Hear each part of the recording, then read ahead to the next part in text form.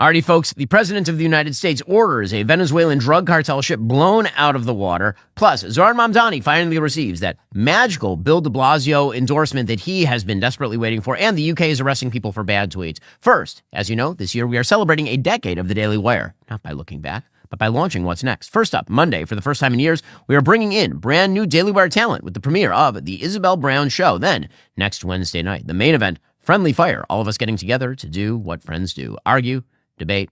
Maybe Michael will smoke some Mayflower cigars. I think that's very likely. Don't miss the premiere, because inside Friendly Fire is where we're dropping the good stuff. New series, new projects, huge announcements, surprises we've been holding back until now. This is the start of our next decade, and you don't want to miss a single moment. Join us now at dailywire.com. Well, folks, President Trump announced yesterday that the United States carried out a strike in the southern Caribbean against a drug-carrying vessel that departed from Venezuela. He didn't offer a lot of details on all of this, but we know that the president has been very strong on the idea that Venezuela should not be exporting either illegal immigrants or drugs to American shores. He does have authority under the Constitution of the United States to take immediate action on threats to national security, and under international maritime law, drug boats that are essentially in international waters, not flying, say, a Venezuelan government flag, can in fact be confronted by American military forces and, if necessary, can be struck. Apparently, it was a lethal event. Here's what the president had to say. When you come out and when you leave the room, you'll see that we just, over the last few minutes, literally shot out a boat, a drug-carrying boat, a lot of drugs in that boat. And you'll be seeing that, and you'll be reading about that. It just happened moments ago, and our great general, head of the Joint Chiefs of Staff, who's been so incredible, including what took place in Iran, knocking out potential nuclear power for a long time to come. I think within a month they would have had it if we didn't do what we did. But he gave us a little bit of a briefing, and you'll see. And there's more where that came from. We have a lot of drugs pouring into our country, coming in for a long time. And we just, these came out of Venezuela and coming out very heavily from Venezuela. A lot of things are coming out of Venezuela. So we took it out, and you'll get to see that after this meeting is over. The president said the military had shot out the boat moments ago. He said his team had been briefed on the strike by General Dan Raisin-Kane, chairman of the Joint Chiefs of Staff. And then Marco Rubio, the Secretary of State, among other jobs, said the military carried out a lethal strike in the southern Caribbean Sea. Again, pointing out that this was a drug vessel which had departed from Venezuela and was being operated by a designated narco-terrorist organization. This is a good thing. A stronger America on the world stage is a good thing. Strikes designed to minimize threats to Americans. That is, in fact, a good thing. The strike, according to CBS News, came after the United States confirmed last month that the Navy would boost its presence near Venezuela, deploying 3 warships to the waters off the South American country as part of an anti-drug cartel mission. The Venezuelan president, who is in fact a dictator, Nicolas Maduro, called the ships an extravagant, unjustifiable, immoral, and absolutely criminal and bloody threat, and then deployed military forces to the country's coastline, suggesting the United States was about to launch a full-scale invasion of Venezuela. That, of course, is untrue, as far as we know. What we do know is that the Trump administration is not going to sit back and wait while a vast influx of drugs continues across our border. The president came into office suggesting that he was going to end the fentanyl epidemic in the United States. One of the chief ways that he did that was preventing the importation of drugs across our southern border, preventing Venezuelan drug cartel ships from landing on American shores by stopping them in international waters or blowing them up. That, of course, actually is quite good policy. So good on the president of the United States for all of that. Meanwhile, the UK continues to absolutely melt down. So thank God we fought a revolution in this country so that we are not ruled by the idiot rules of the modern UK. Graham Linehan is a comedian and a comedy writer, and apparently he was just arrested in the UK for tweets. And this, unfortunately, is not uncommon in the UK at this point. If you flash back just a couple of weeks, according to the New York Post, the UK is now engaged in a free speech crackdown that was seeing up to 30 people a day arrested for petty offenses like retweets and cartoons. According to the New York Post, Bernadette Spofford lay in jail on a blue gym mattress in a daze, finding it difficult to move, even breathe. She remembers noticing you can't drown yourself in the toilet because there's no standing water in it and the flush button is too far to reach if your head were in the bowl. She'd end up being detained for 36 hours in July 2024. 3 girls had just been murdered in Southport, England at a Taylor Swift-themed dance party. But Spotforth was not under suspicion for the crime, according to the New York Post. Instead, she had reposted on X and other users' content blaming newly arrived migrants for the ghastly crime and even clarified in her retweet if this is true. Hours later, she realized that that post was bad information. She deleted it. Too late. It was seen thousands of times. 4 police vehicles arrived at her home days later. She's a successful businesswoman from Chester and was placed immediately under arrest. Apparently, according to the New York Post, her story is one repeated almost hourly in the UK, where data suggests over 30 people a day are arrested for speech crimes, about 12,000 a year, under laws written well before the age of social media that make crimes of sending grossly offensive messages or sharing content of an indecent, obscene, or menacing character. Presumably that was meant to stop people from mailing to each other things that were indecent or threatening, and now the UK is using that as a way of cracking down on people it disagrees with, which is insane. So, back to Graham Linehan. Apparently, according to his Substack, quote, something odd happened before I even boarded the flight in Arizona. When I handed over my passport at the gate, the official told me I didn't have a seat and had to be reticketed. At the time, I thought it was just the sort of innocent snafu that makes air travel such a joy, but in hindsight, it was clear I'd been flagged. Somewhere, someone, probably wearing unconvincing makeup and his sister's wife's mom's underwear, had made a phone call. The moment I stepped off the plane in Heathrow, 5 armed police officers were waiting, not 1, not 2, 5, writes Linehan. They escorted me to a private area and told me I was under arrest for 3 tweets. In a country where pedophiles escape sentencing, where knife crime is out of control, where women are assaulted and harassed every time they gather to speak, the state had mobilized 5 armed officers to arrest a comedy writer for this tweet. And here's what the tweet said, quote, if a trans-identified male is in a female-only space, he is committing a violent, abusive act. Make a scene, call the cops, and if all else fails, punch him in the balls. So he was arrested for that tweet. He was also arrested, apparently, for another tweet in which there was some sort of a gigantic trans protest or mid-sized trans protest in London, and he tweeted, a photo you can smell. Fact check true, fair. And then a follow-up, I hate them, misogynists and homophobes, F them. And he was arrested for those tweets in the UK. Quote, when I first saw the cops, I actually laughed. I couldn't help myself. Don't tell me. You've been sent by trans activists. The officers gave no reaction, and this was the theme throughout most of the day. Among the rank and file, there was a sort of polite bafflement, entirely professional and even kind, but most had absolutely no idea what any of this was about. Kind because the officers saw how upset I was. When they began reading me my rights, the red mist descended. I came close to becoming one of those police body cam videos where you can't believe the perp isn't just doing what he's told. And they treated me gently after that. They arranged for a van to meet me on the tarmac so I didn't have to be perp walked through the airport like a terrorist. Small mercies. So his belt bag devices were confiscated. He was thrown into a small green-tiled cell with a bunk, a silver toilet, and a message from Crime Stoppers on the ceiling next to a concave mirror that was presumably there to make you reflect on your life choices. Apparently, during his interview, the officer conducting it asked about each of the terrible tweets in turn, with a sort of earnest intensity usually reserved for discussing something serious, like, I don't know, crime? I explained the punch tweet was a serious point made with a joke. Men who enter women's faces are abusers, and they need to be challenged every time. The punch in the bollocks bit was about the height difference between men and women, the bollocks being closer to punch level for a woman defending her rights, and certainly not a call to violence. He mentioned trans people. I asked what he meant by the phrase. People who feel their gender is different than what was assigned at birth. I said, assigned at birth? Our sex isn't assigned. He called it semantics. I told him he was using activist language.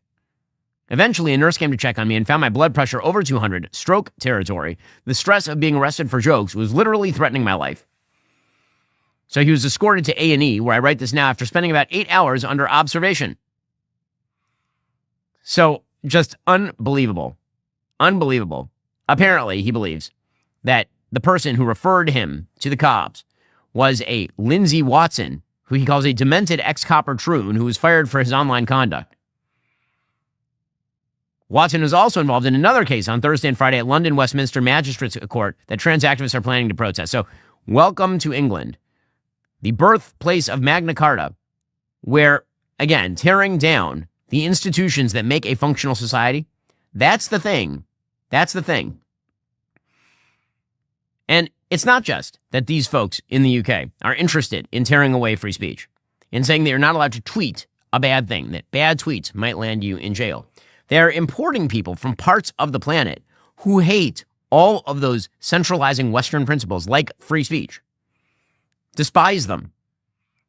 When I talk in Lions and Scavengers about the coalition of scavengers, about the idea that you have barbarians, the people from outside who hate our civilization, and they join forces with the lecturers inside our civilization who believe that they are marginalized by our traditional institutions and values.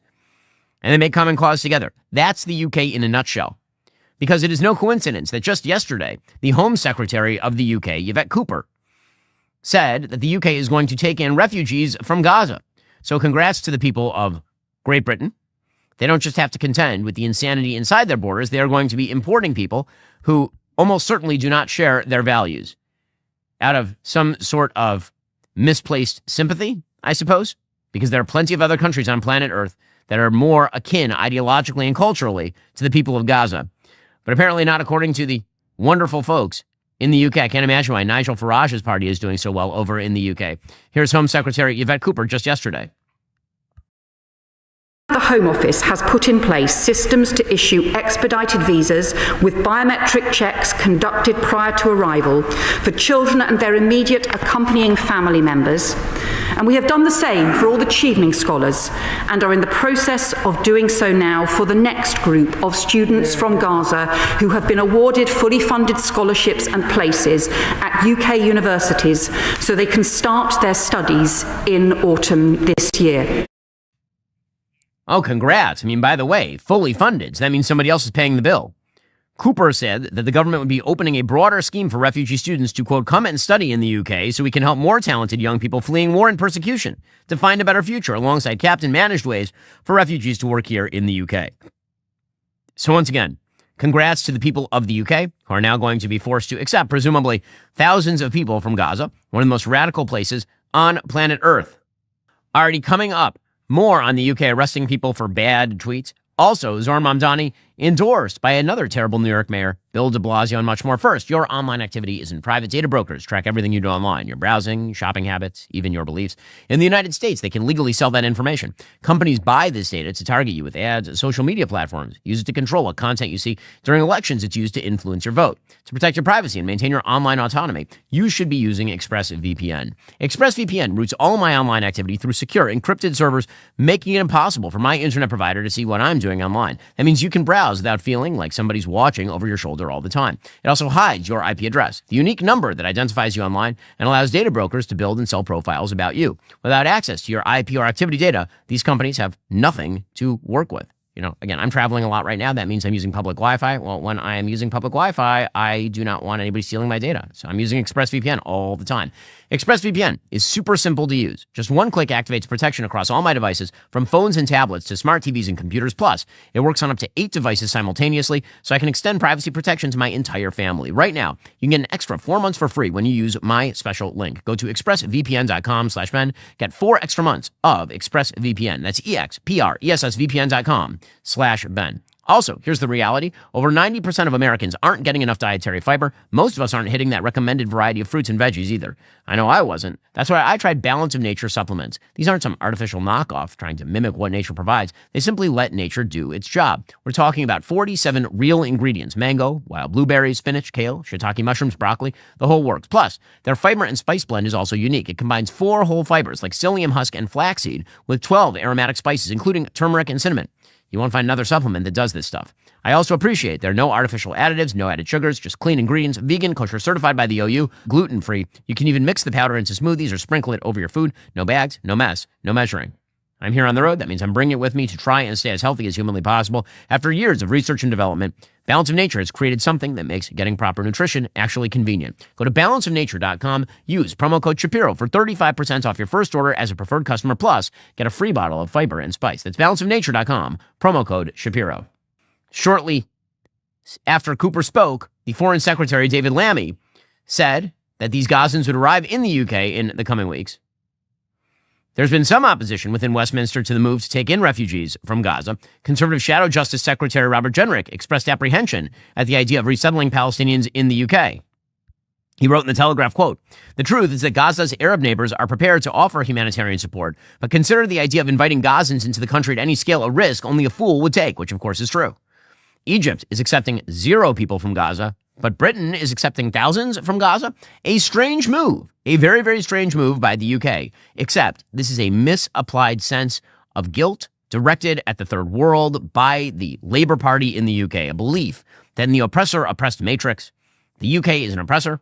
Israel is an oppressor. The people of Gaza are the oppressed. And therefore, the people of the UK must accept into the place where they live people who believe that Western civilization is in and of itself wrong and terrible. Cooper, by the way, also made more announcements about the UK's border and asylum policy. That included loosening some of the restrictions on immigration. So, well done. Now, we should point out at this point here that Qatar, which is, of course, essentially Hamas with nicer suits, that Qatar sponsors an enormous amount of business in the UK, like truly an incredible amount of business in the UK. There's a columnist named Dr. Naftali Hirsch who points out exactly how much Qatar owns in the UK. It's amazing. I mean, it's a country of 400,000 citizens. And they spend their money like water over there.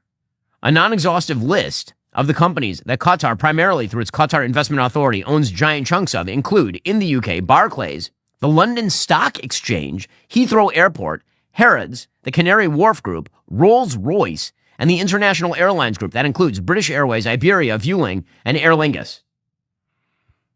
So if you ever wonder why it is that Europe is so warm, why so many people in the upper echelons of Europe seem so warm toward importing people who truly hate their civilization, part of the answer is money. As always, speaking of which, you know who else Qatar has historically paid? Zoran Mamdani's mama. According to the New York Post, Hamas backing Qatar has bankrolled film and stage projects by socialist Zoran Mamdani's Israel-bashing movie director mom. And one of its royals is now pushing her son's mayoral bid, according to the New York Post.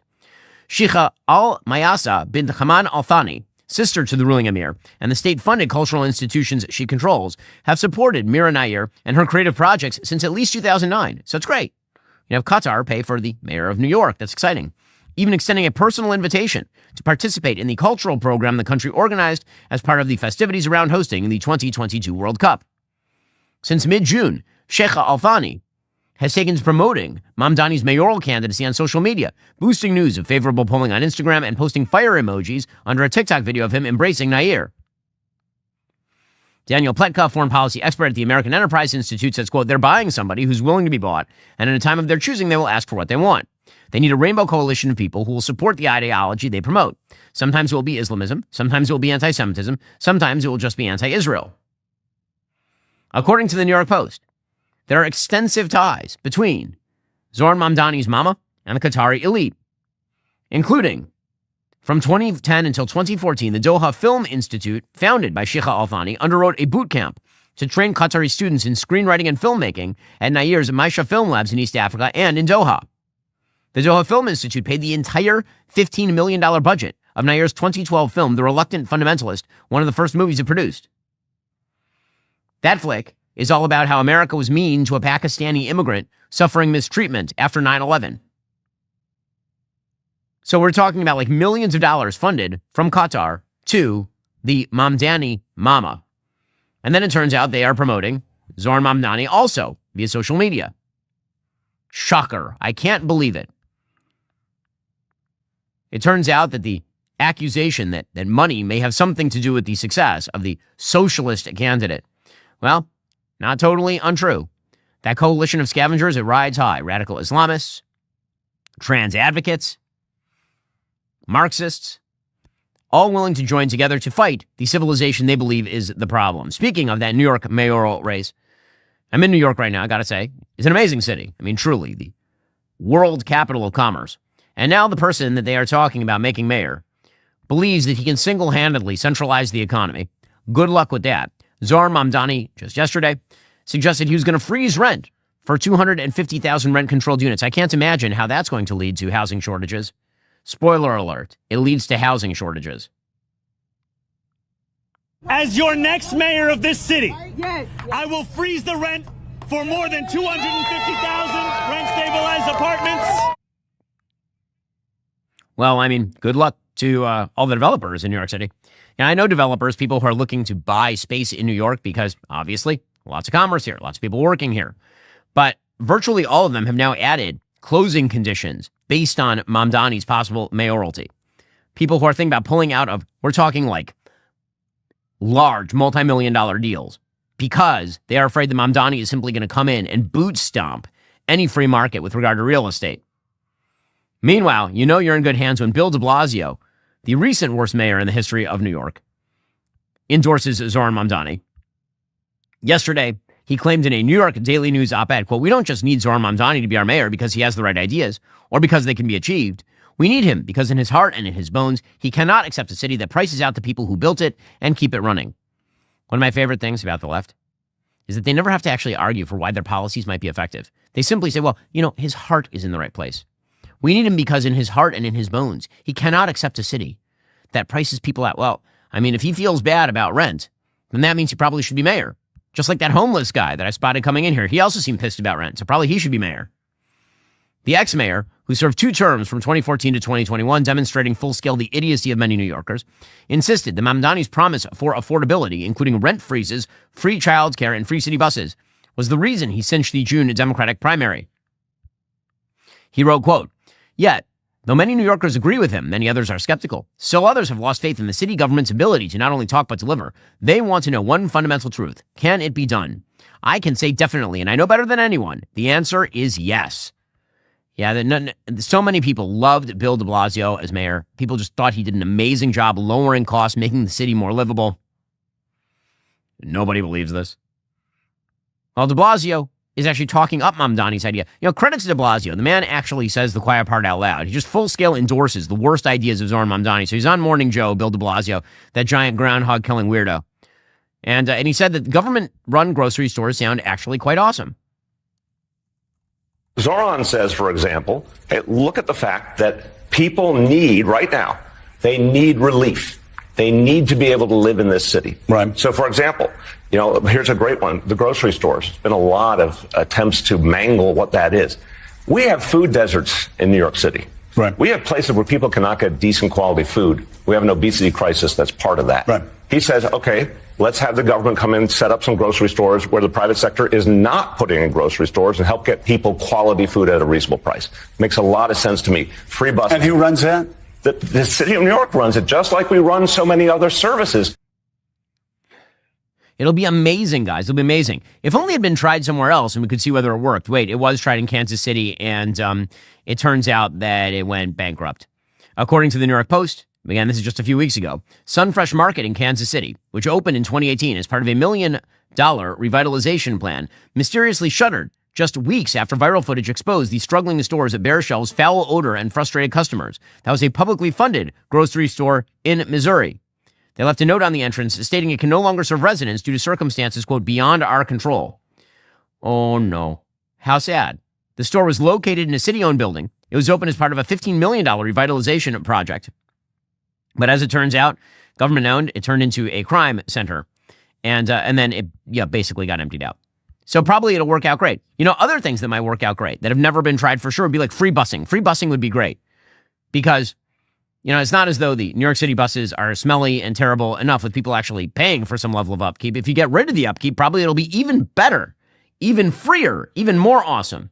If you like the BO on New York buses, get ready for like 10 times that. It'll be amazing. Think about the free buses again. Free buses has been proven to work in many parts of the country. Where? I'll get you a list of cities, but the bottom line is it is something that allows people to, one, reduce their costs, which people are overwhelmed by, right, to get into mass transit more. It works because we know that if people are given a quality alternative they can afford, they'll use it. Well, actually, the question is not whether they will use the free buses. The question is who will pay for the free buses and why won't they just wreck the free buses? And the answer is they will. If only this had been tried somewhere before. It was tried in Kansas City, which apparently is like the testing ground. Basically, it seems like the relationship between Kansas City and New York is sort of like the baseball relationship between Kansas City and New York back in the late 1950s, early 1960s, where essentially the Kansas City Athletics, the A's used to be in Kansas City, were a farm team for the New York Yankees. They would cultivate a player, like, for example, Roger Maris, and then they would trade him for beans to the New York Yankees. It seems like that's kind of what happens in Kansas City. It looks like they workshop all the bad ideas and then they come to New York. According to the New York Post, Kansas City's $50 million experiment with free bus fare is hitting the brakes because the city can't afford it. The Midwest city used federal COVID-19 relief money in 2020 to become the first in the country to institute free buses. But local funding dried up. Riders and conductors slammed the buses as unreliable, filthy, rolling homeless shelters, something critics say could easily happen in Gotham. Ken Girardin, fellow at the Manhattan Institute, said if you go from charging a fare to not charging a fare, ridership goes up. You end up with degradation of the service. Well, duh. So, again, New York apparently wishes to play with fire, and they will get burned. And frankly, I'm here for it. I'm here to watch. I think it'll be great. Especially because it'll all be part of the resistance, right? That's the thing that matters, is it's the resistance. So Letitia James, most famous for getting a ridiculous fraud conviction against President Trump in civil court and then getting the penalty knocked all the way down. Letitia James, who's made a mess of her career at this point, well, she's out there also endorsing Zohran Mamdani. Exciting stuff from Letitia James. He got his political career starting here. He was a student at Bronx Science. Yeah, science. Wait a minute. But he was the vice president of the Bronx Science student body. So that qualifies him. In addition to that, Zohran, he had a brief hip-hop career. Yes. Yeah. And although Jamani and I may disagree, but hip-hop started in the Bronx. Yeah. 1520 Sedgwick Avenue. In my district. Now, I won't say that in Brooklyn, but... And so he is born and raised. I have been born and raised in Brooklyn, but I know the power of the Bronx. That's right. And I know that all of us need to be standing in purpose today and in support of my good friend. Well, I mean, with that kind of sterling resume, like being a failed rapper, I mean, how could this go wrong? It definitely won't.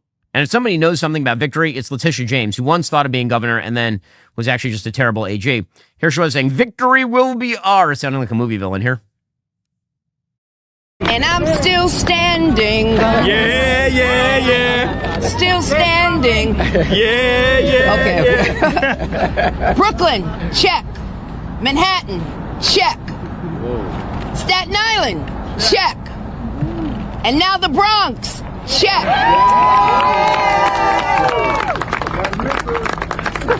And there's one left. But the bottom line is that we're closing in on victory. That's right. And victory is near. Yes. And victory will be ours.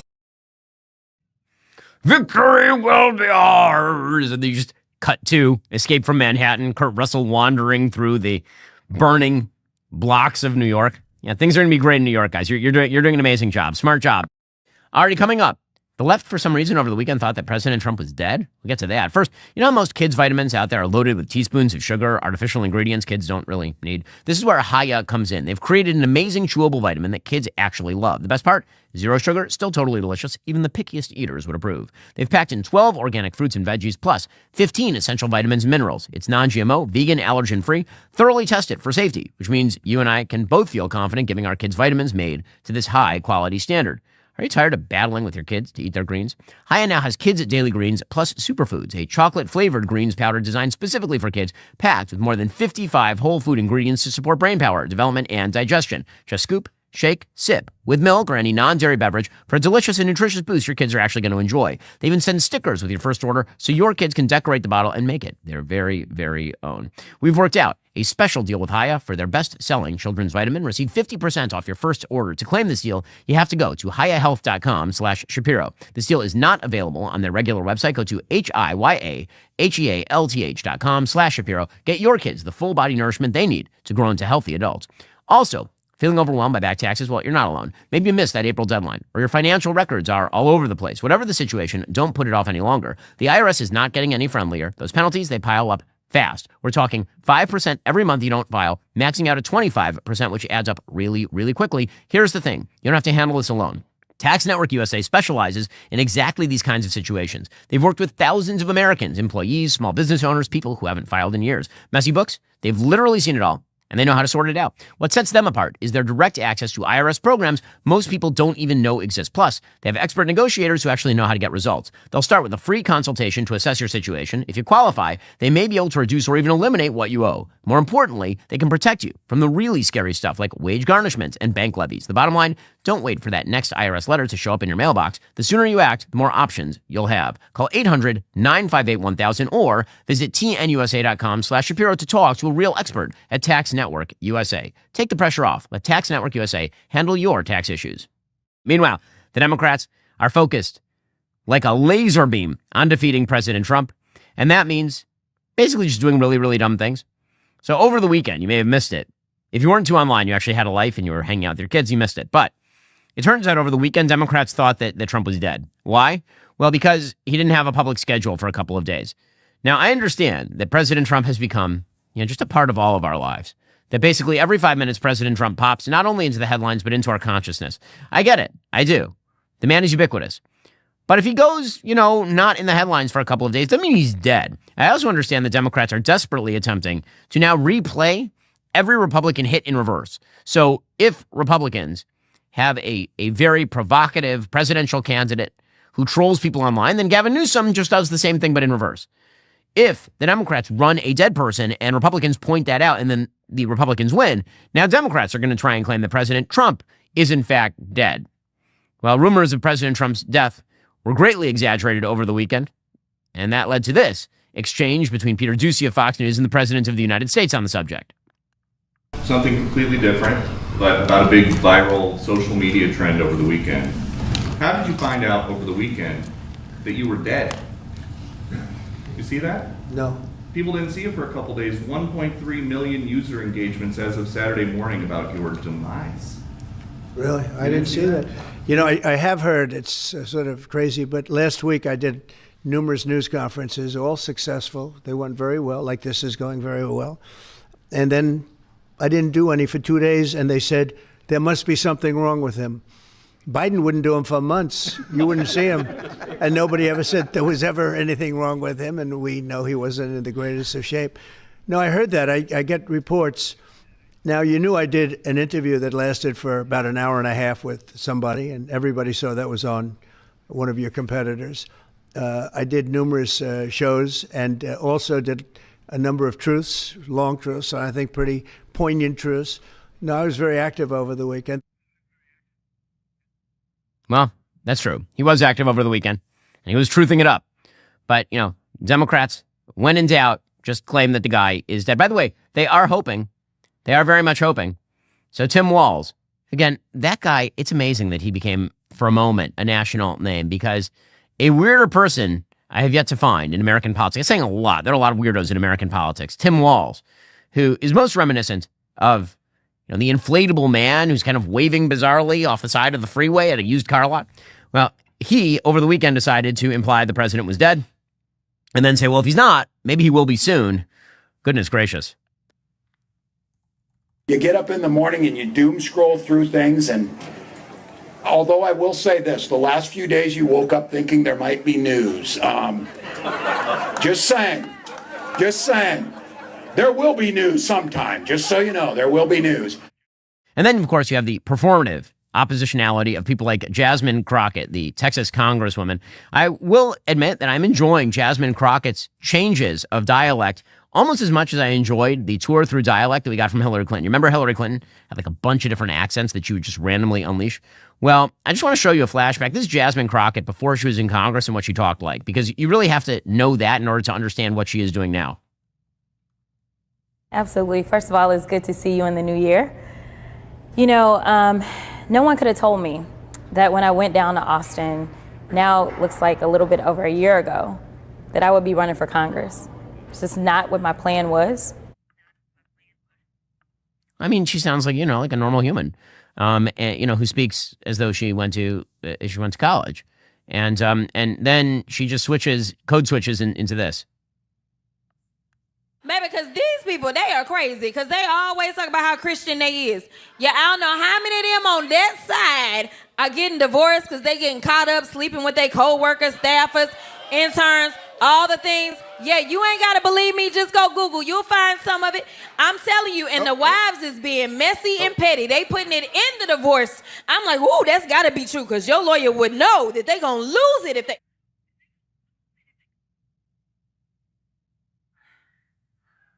I feel like Beaver Cleaver's mother is going to show up in a moment and explain that she speaks jive. Like this is something directly out of Airplane. Like that wild switch in dialect is crazy. And that, again, has nothing to do with race.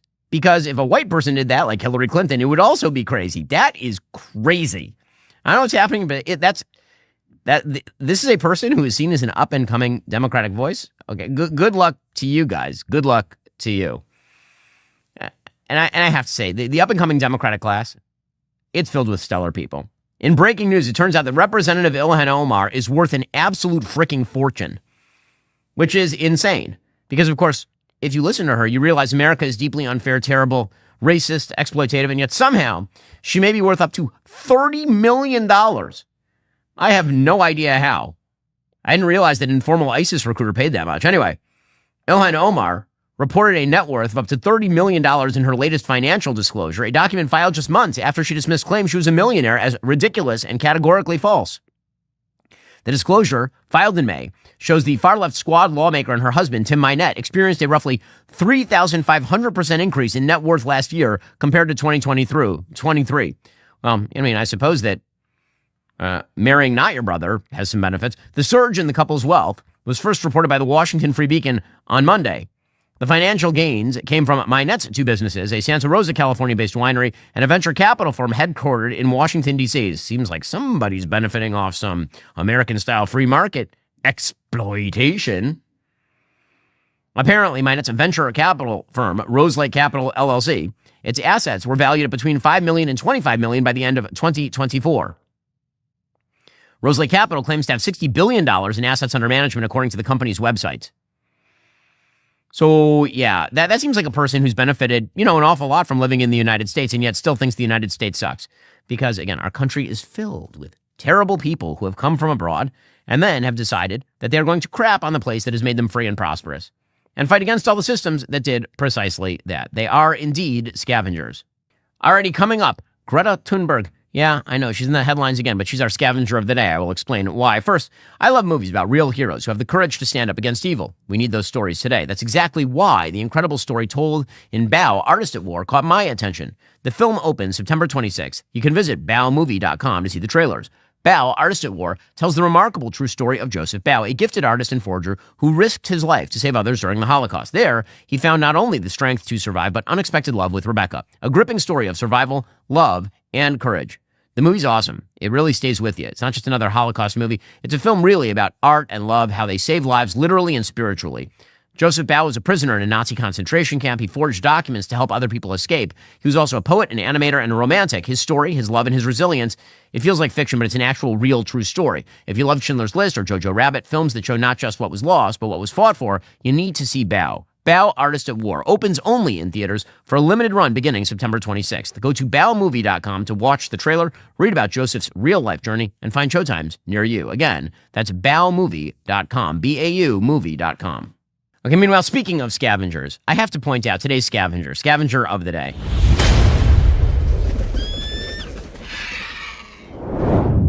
Greta Thunberg.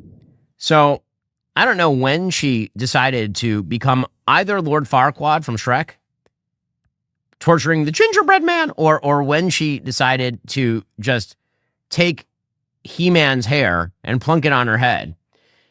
She's made a lot of bad decisions recently. And listen, I'm just happy that Greta Thunberg is now over the age of 18 so I can make fun of her. Because I know the rules. The rules are that if you have a complete dullard, a person who is posted by the left as the voice of a generation, but they're under 18, and then you mock them. There's like, how dare you pick on the children? Like political human shields.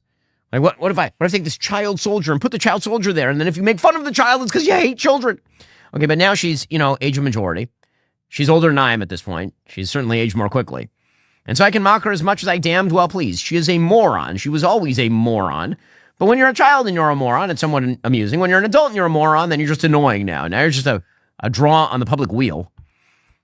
Well, Greta Thunberg has made her cause the Gaza Strip. This is after global warming failed. So it turns out she couldn't stop global warming. So now she's going to take a bunch of diesel-powered boats and try to float her way to Gaza for the second time. You'll remember the first time she was stopped and handed a sandwich and then claimed that she had been kidnapped. She was not kidnapped. She was handed a sandwich. And then she was put in the worst possible position for any human being ever. The back row of an El Al flight next to the bathrooms. I will say, not great. Done it before. Not amazing. But Greta Thunberg, this is her, not all that long ago, complaining about her cruel fate. My name is Greta Thunberg and I am from Sweden. If you see this video, we have been intercepted and kidnapped in international waters by the Israeli occupational forces or forces that support Israel. I urge all my friends, family and comrades to put pressure on the Swedish government to release me and the others as soon as possible. Yeah, because that's usually what happens for those who are kidnapped, is that you cut a clip on your own phone and then you post it to social media immediately. That's typically what happened. By the way, the gall of her to claim that she was kidnapped while there are still hostages being starved to death by the people she sympathizes with, Hamas, truly astonishing. But that is who Greta Thunberg is. Here she was, not all that long ago, not that many years ago, ripping soccer players and celebrities getting attention when she is legitimately one of the great attention, there's a word here that I'm not going to use, of all time. Here we go.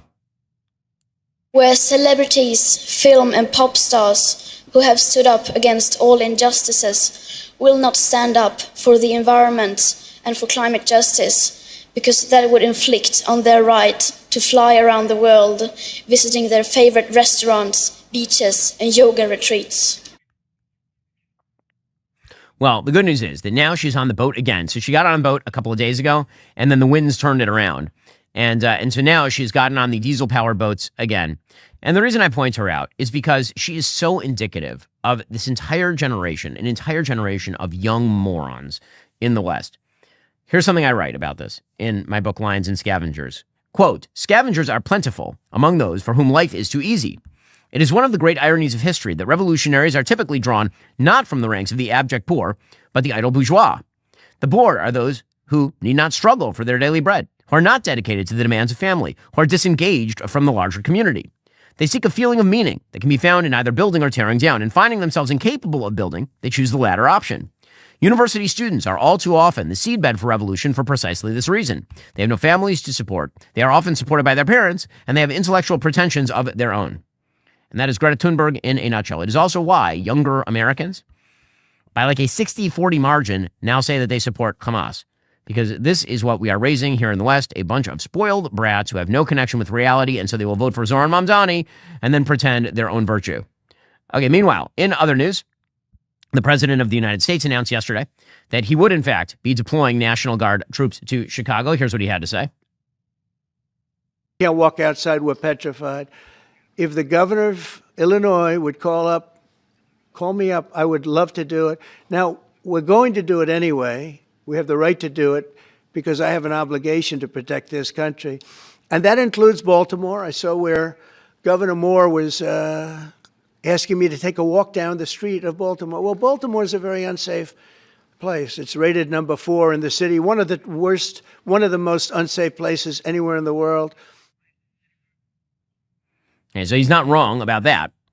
The Democrats have decided this is a problem. Not only that, apparently, a judge has now decided that President Trump's use of troops in Los Angeles was unlawful. According to the Wall Street Journal, a federal judge on Tuesday ruled that the Trump administration's deployment of troops to L.A. in response to protests over immigration policies violated a 19th century law prohibiting the use of federal forces for domestic law enforcement. So he claimed, Judge Charles Breyer in San Francisco, that the administration did not comply with the so-called Posse Comitatus Act, which was an 1878 statute that restricts the use of U.S. armed forces on America's streets. Now, by the way, the history of the Posse Comitatus Act is actually quite fascinating because it actually had to do with trying to prohibit federal enforcement of civil rights law in the South. But put that aside. The judge wrote there were indeed protests in L.A. and some individuals engaged in violence. Yet there was no rebellion, nor was civilian law enforcement unable to respond to the protests and enforce the law. White House spokeswoman Anna Kelly said in a statement, while far-left courts try to stop President Trump from carrying out his mandate to make America safe again, the president is committed to protecting law-abiding citizens, and this will not be the final say on the issue. Now, again, there were a couple of different grounds that were claimed by the federal government to send the National Guard troops in the first place. One of them was immigration-based, the idea being that ICE agents had to be supported because if they were not, they would be assaulted. And there is authority for the president to do that sort of thing. The purpose, according to the federal government, wasn't to make arrests, but to, quote, demonstrate through a show of presence the capacity and freedom of maneuver of federal law enforcement. The demonstrations did turn violent. The president issued an order declaring that protests and violence inhibiting immigration enforcement, quote, constitute a form of rebellion against the authority of the government of the United States, and invoked emergency authority to call state National Guard units into federal service. So, if this makes it to the Supreme Court, I think it gets reversed pretty clearly. But on a political level, this is such a loser for Democrats. I mean, it is such a loser for Democrats. When Democrats, like, for example, Chicago Alderman Byron Sidcho Lopez, says the real problem in Chicago is not massive numbers of people being shot, but Trump normalizing violence, you got a problem. Trump is a dictator. I think we got to be very clear. He's trying to normalize violence. He's trying to normalize military deployment in American cities like LA, DC, Chicago, and many others to come. But what we have not seen is really a systemic investment that will actually address the core issues. Okay, well, again, if you keep saying the problem is Trump's authoritarianism and not, your crime problem, good luck to you politically. What an absolute political loser. Now, meanwhile, there's a poll out that I think is quite bad for the country. Okay, this is a poll about the state of the economy and what people feel about the economy, and it's kind of fascinating. According to the Wall Street Journal, a new Wall Street Journal NORC poll finds the share of people who say they have a good chance of improving their standard of living fell to 25%. That is a record low in surveys dating to 1987. More than three-quarters said they lack confidence that life for the next generation will be better than their own, according to the poll. Nearly 70% of people said they believe the American dream, that if you work hard, you'll get ahead, no longer holds true or never did, the highest level in nearly 15 years of surveys. By large majorities, both women and men held a pessimistic view in the combined question. So did both younger and older adults, those with and without a college degree, and respondents with more than $100,000 in household income, as well as those with less. And if you look statistically at when this dropped off, all the way up till about 2017, 60+% of Americans believed that they had a good chance of improving their standard of living. And then it started to decline. And then it fell absolutely off a cliff during the pandemic, which is kind of astonishing because that's when the federal government was fire hosing money at people. So if the idea was that fire hosing money at people and generating massive inflation was going to make people feel like they had more income mobility, well done, Joe Biden. Well done, Biden administration. According to the Wall Street Journal, the evidence suggests that Americans are worried about rising prices, that inflation particularly is cooking people. Carolyn Bowman, a senior fellow at the right-leaning American Enterprise Institute, said the sour public mood probably reflects that Americans have been buffeted by various economic forces for years, among them the financial crisis of 2008-2009 and the COVID pandemic. Now they face inflation, labor market concerns, and tariffs, a triple whammy, she said. So people are worried about AI. They're feeling unsettled. However, I think that it is important to note here that upward mobility is still really strong in the United States, like much stronger than pretty much anywhere else. There's a piece in the Wall Street Journal early in 2023 by John Early and Phil Graham pointing out the statistics. Analysts for the Pew Charitable Trust in 2012 quantified the economic advancement of American families. They compared the inflation-adjusted income of parents with that of their children some 30 years later. Measured by inflation-adjusted household income, 93% of children who grew up in the bottom income quintile were better off than their parents. Of children in the middle three-fifths, 86% grew up to live in families with higher incomes than their parents. Even among those in the top income quintile, 70% were better off. Real median family income rose over the 35 years of the study by 89%. Also, they point out, 3 independent research efforts have measured relative mobility, the extent to which kids reared in families in one income quintile stayed in that same income quintile, rose to a higher one, or fell to a lower one. The first looked at parental income from 1967 to 71, when the kids were under 18, and then 2000 to 2008, when the kids were between 32 and 58. Then there was another study by Raj Chetty of Harvard. And then there's another study from American Enterprise Institute. And so the average shows that a huge percentage of people who grew up, for example, in the bottom quintile ended up not in the bottom quintile over the course of time. In fact, for people in the middle three quintiles, less than a quarter remained in their parents' quintile. Of children reared in the top quintile, 62% fell to one of the lower quintiles, actually. So even if you were born rich, there's a good shot that you were going to fall off. Meanwhile, 63% of kids who grew up in the bottom quintile rose to a higher quintile, and 6.1% went all the way to the top quintile. But again, that actually understates real income mobility in the United States because that's all relative, right? Meaning, if the lowest quintile made $20,000, just to pick a number out of a hat, in 1990, then today that lowest quintile would be making $45,000. So everybody went up. So when the income of children is compared with the inflation-adjusted income of their parents using real income quintiles of their childhood, rather than the later income quintiles that had already inflated, measured mobility is dramatically greater. Only 28% of children reared in the bottom quintile had adult incomes that would put them in the bottom childhood quintile. 26% went all the way to the top. So again, this kind of basic idea that upward mobility in America is dead is wrong. Now, inflation does make people feel as though they cannot get ahead. It makes you feel like you are spinning your wheels. It's one of the big problems with inflation. Tariffs make people feel as though they are not sure what's coming next. Uncertainty in the economy is its own negative force. And the kind of back and forth that's happening, where you have positive forces in deregulation and tax cuts, but negative forces in the form of government interventionism and central planning. The net impact of that is uncertainty and a feeling of unease. And so President Trump is not wrong when he says that the country should be surging ahead. But people don't feel like that right now. And that unease, when combined with the unease surrounding AI and the impact of AI, what that's going to do to the job market, that's leading people to feel pretty negative. Well, what does that mean?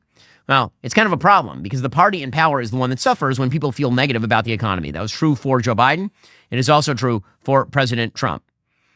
Now, as we mentioned, a federal appellate court struck down President Trump's tariffs over the last couple of days on the grounds that they were violative of the emergency powers of the federal government. It's not an emergency, so President Trump couldn't do that. President Trump announced yesterday that he'd be appealing that to the Supreme Court. No surprise there. The president says, we're going in as an emergency. We'll probably be doing it tomorrow. You see, the stock market, this decision is an emergency. There's a pall over the country waiting for the Supreme Court. Now, again, uncertainty is happening a lot here. So whether you like the tariffs, don't like the tariffs, this is definitely uncertainty. Stocks dropped on Tuesday afternoon.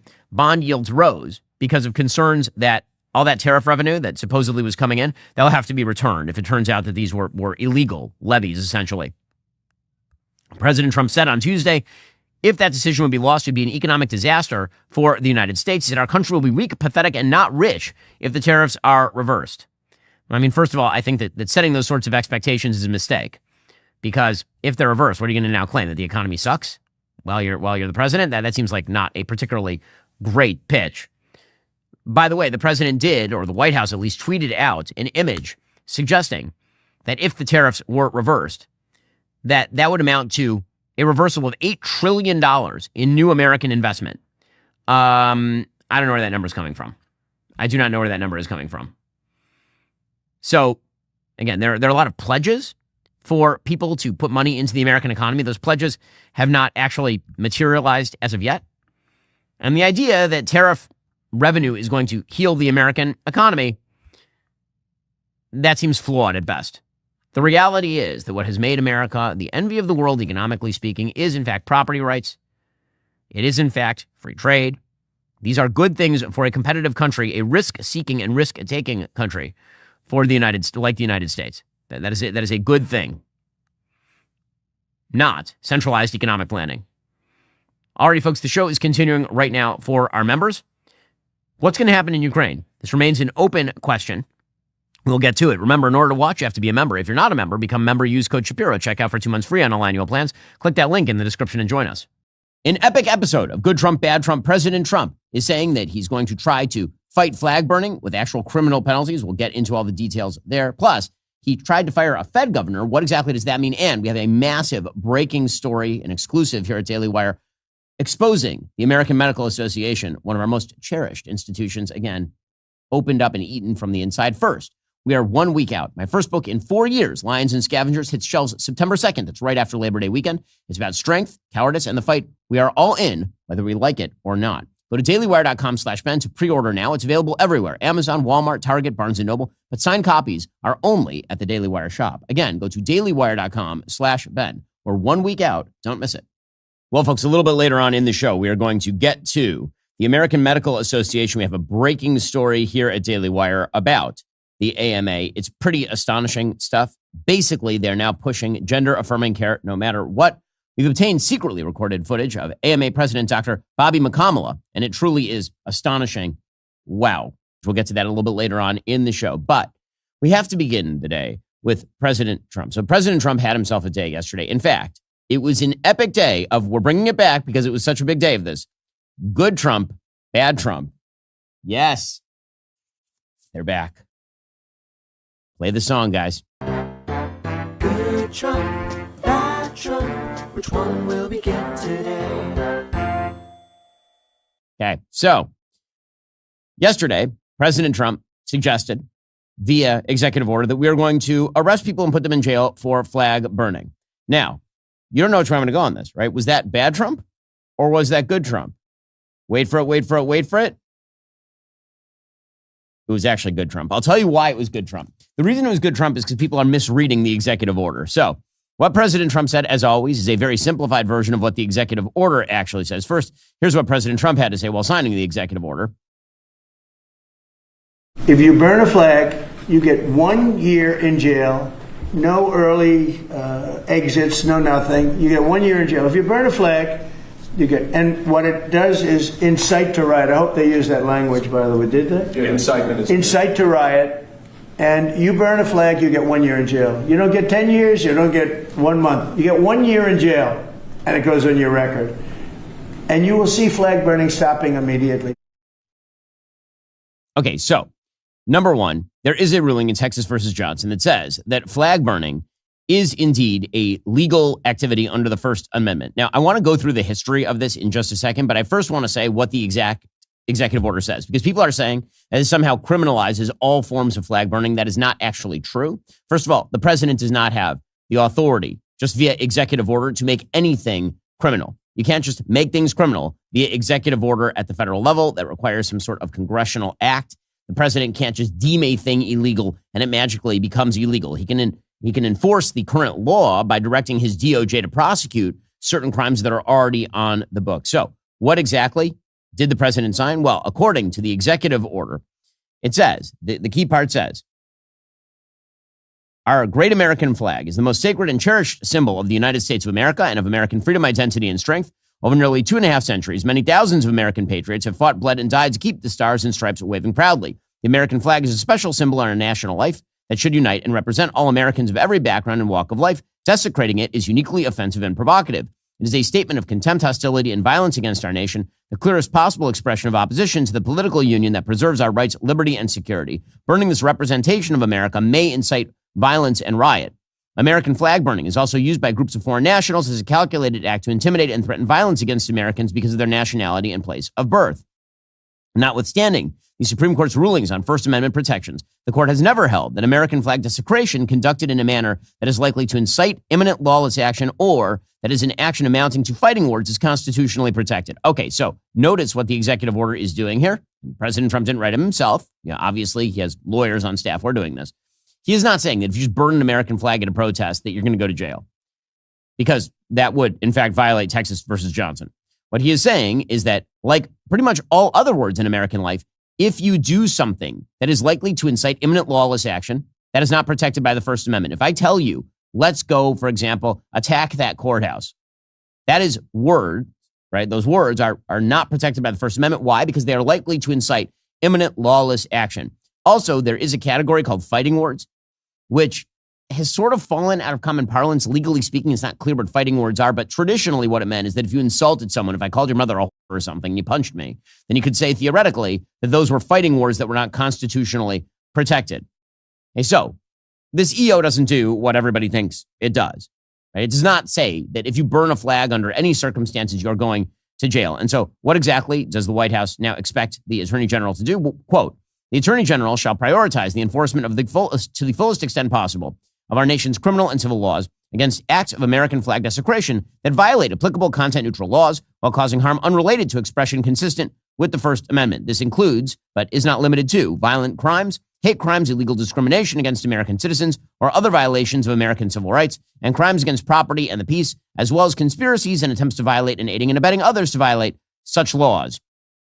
So, again, the entire thing is designed to avoid First Amendment concerns. Now, it may never be invoked.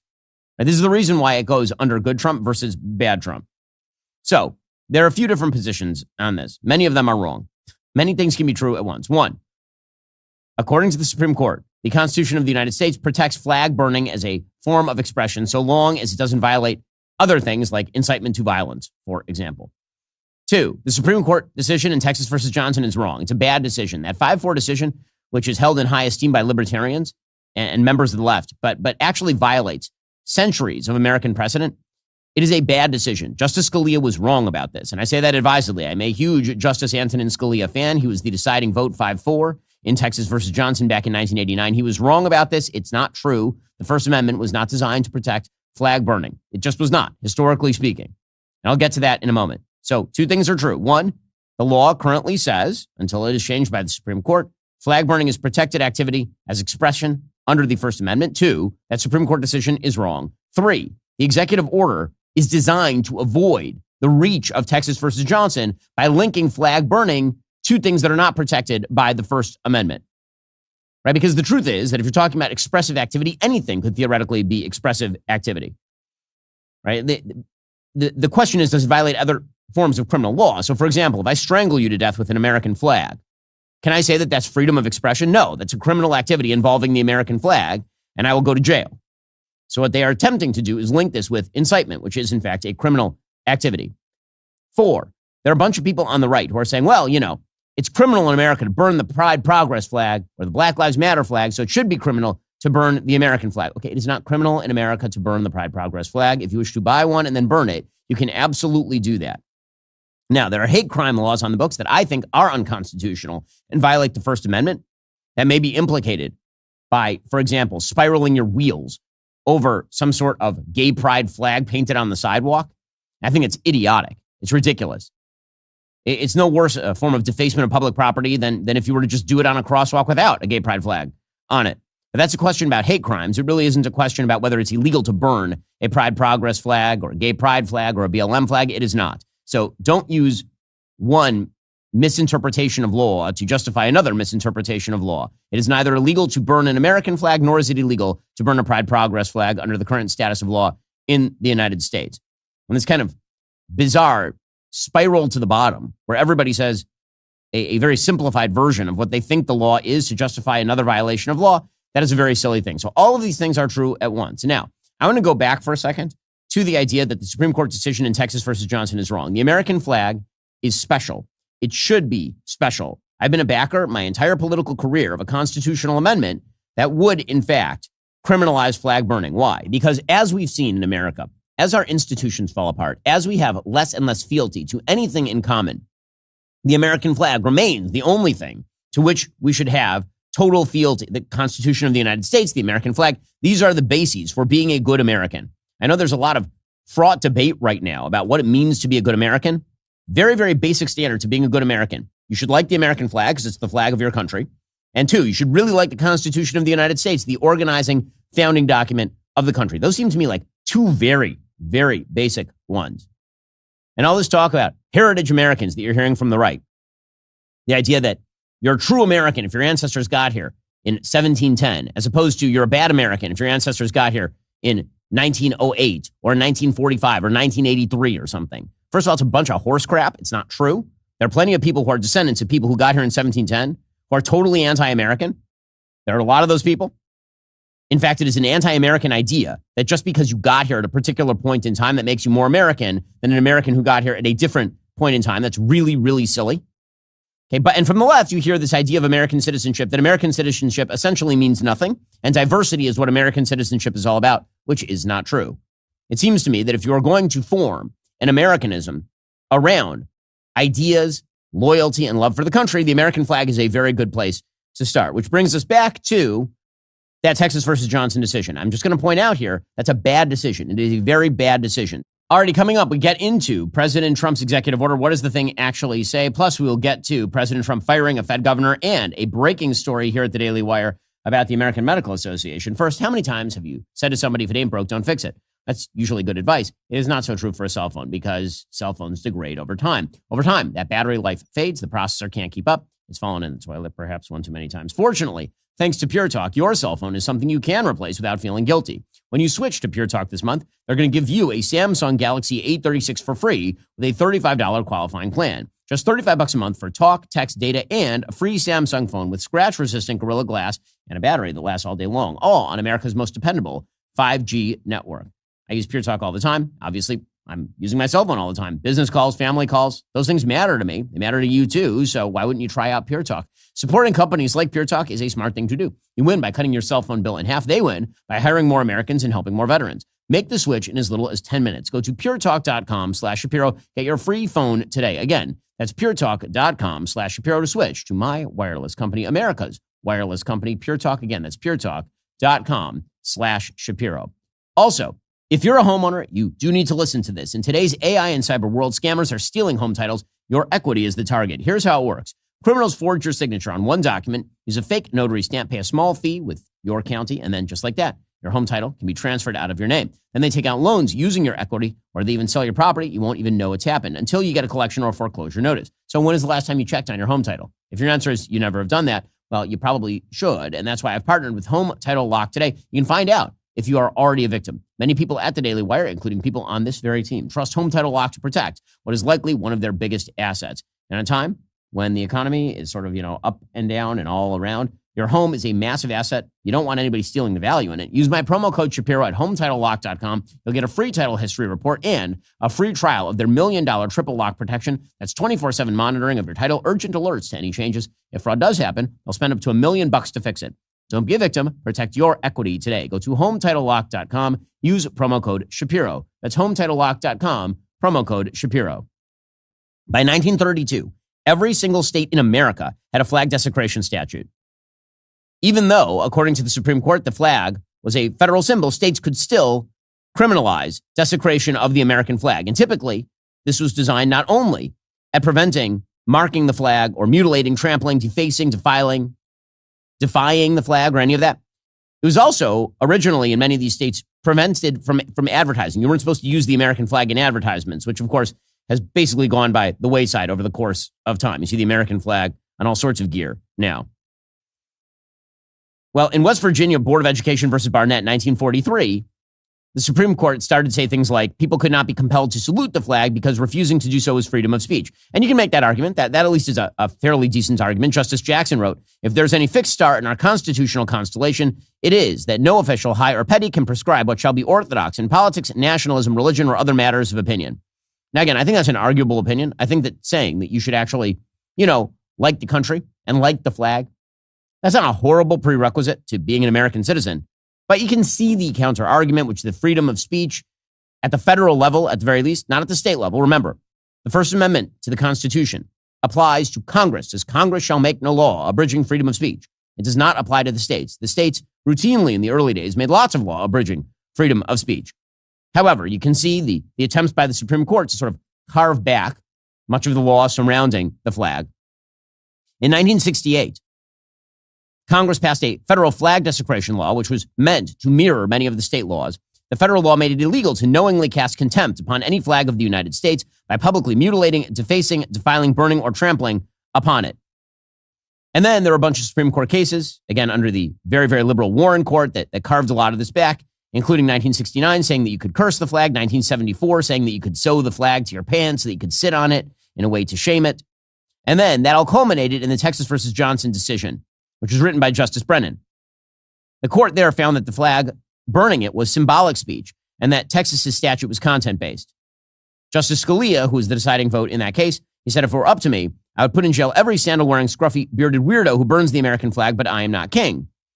Okay, but as Justice William Rehnquist, a conservative justice, wrote in dissent, quote, in holding this Texas statute unconstitutional, the court ignores Justice Holmes's familiar aphorism that a page of history is worth a volume of logic.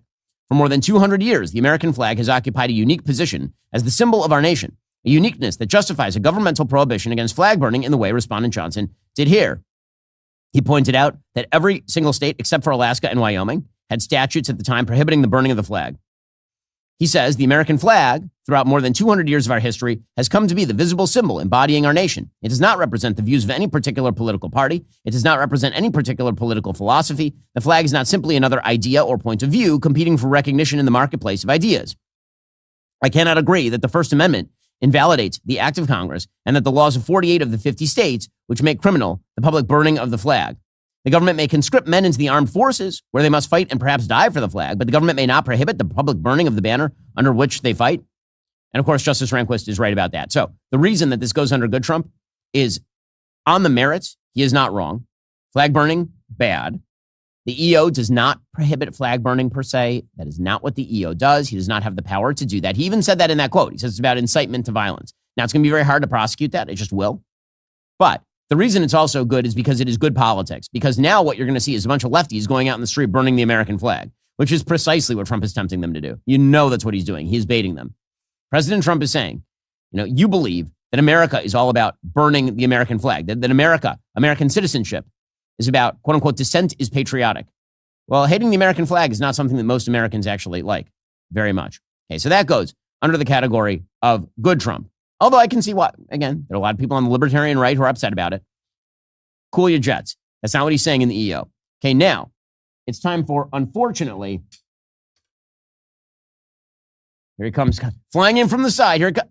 Yes, it's time for some bad Trump. All right. Yeah, yesterday was a real mixed bag, gang. So yesterday, the president fired or tried to fire the Federal Reserve Governor, Lisa Cook.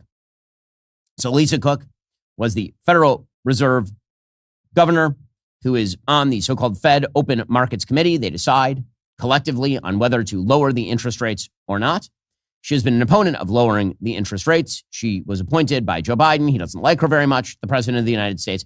And so on the basis of an allegation that she falsified mortgage documents by essentially claiming two separate homes as her primary and getting a mortgage, on the basis of that allegation, not adjudicated, no guilt actually found, he's attempting to fire her. I do not like, number one, because you shouldn't fire people on the basis of allegations alone at the federal level. When you're talking about governmental employees, this does not accord with the statute.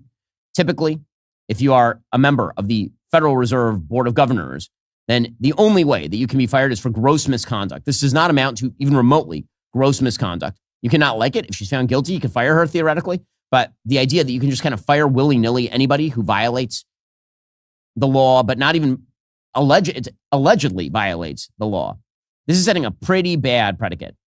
I understand that a lot of people on the right now are cheering President Trump's massive centralization of power in the executive branch. They're cheering it over tariffs. They're cheering it over the Federal Reserve. They're cheering it over the taking of stock in Intel. They're cheering a lot of these things. I do not cheer this stuff because the more you grow the executive branch, the more the left will have control when eventually they win the presidency. And I'm old enough to remember when the right thought they would never lose an election again. That was 2005. And then next thing you know, Nancy Pelosi took Congress in 2006 and Barack Obama was president by 2008. I'm old enough to remember when the Democrats thought they would never lose power. That was about 2015. And by 2017, Donald Trump was sitting in the Oval Office.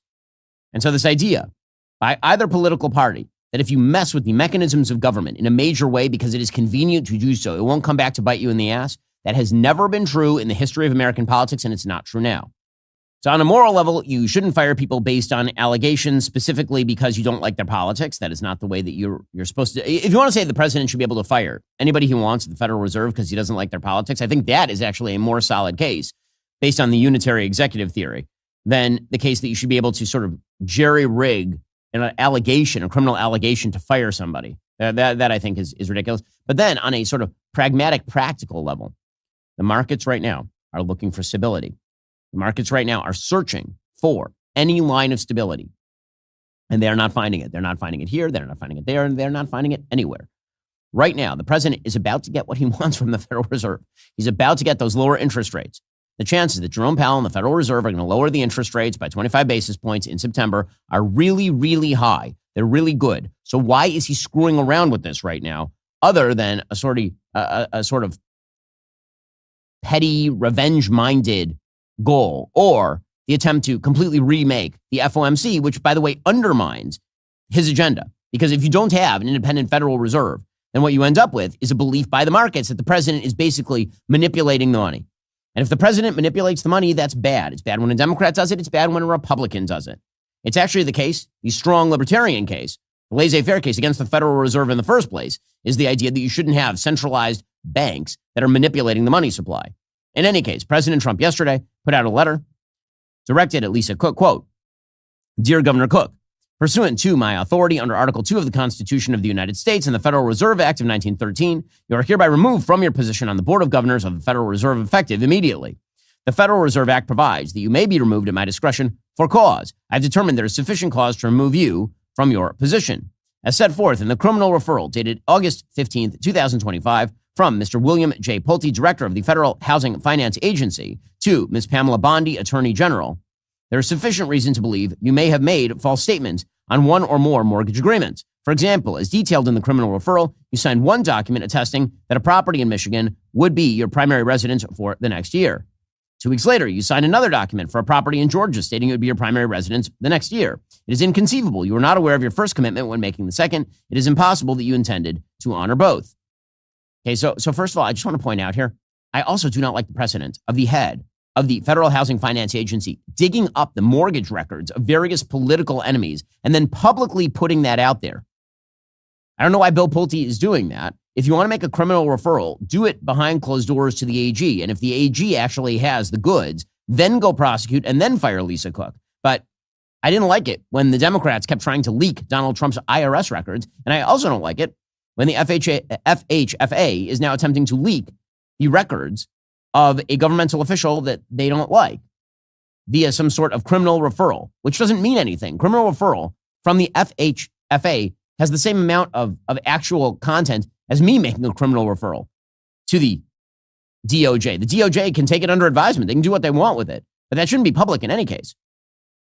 President Trump writes, "The Federal Reserve has tremendous responsibility for setting interest rates and regulating reserve and member banks. The American people must be able to have full confidence in the honesty of the members entrusted with setting policy and overseeing the Federal Reserve. In light of your deceitful and potentially criminal conduct in a financial matter, they cannot, and I do not have such confidence in your integrity." Okay, again, the only reason people know about this is because Pulte made it public. This does not seem like smart policy to me, either moral or smart.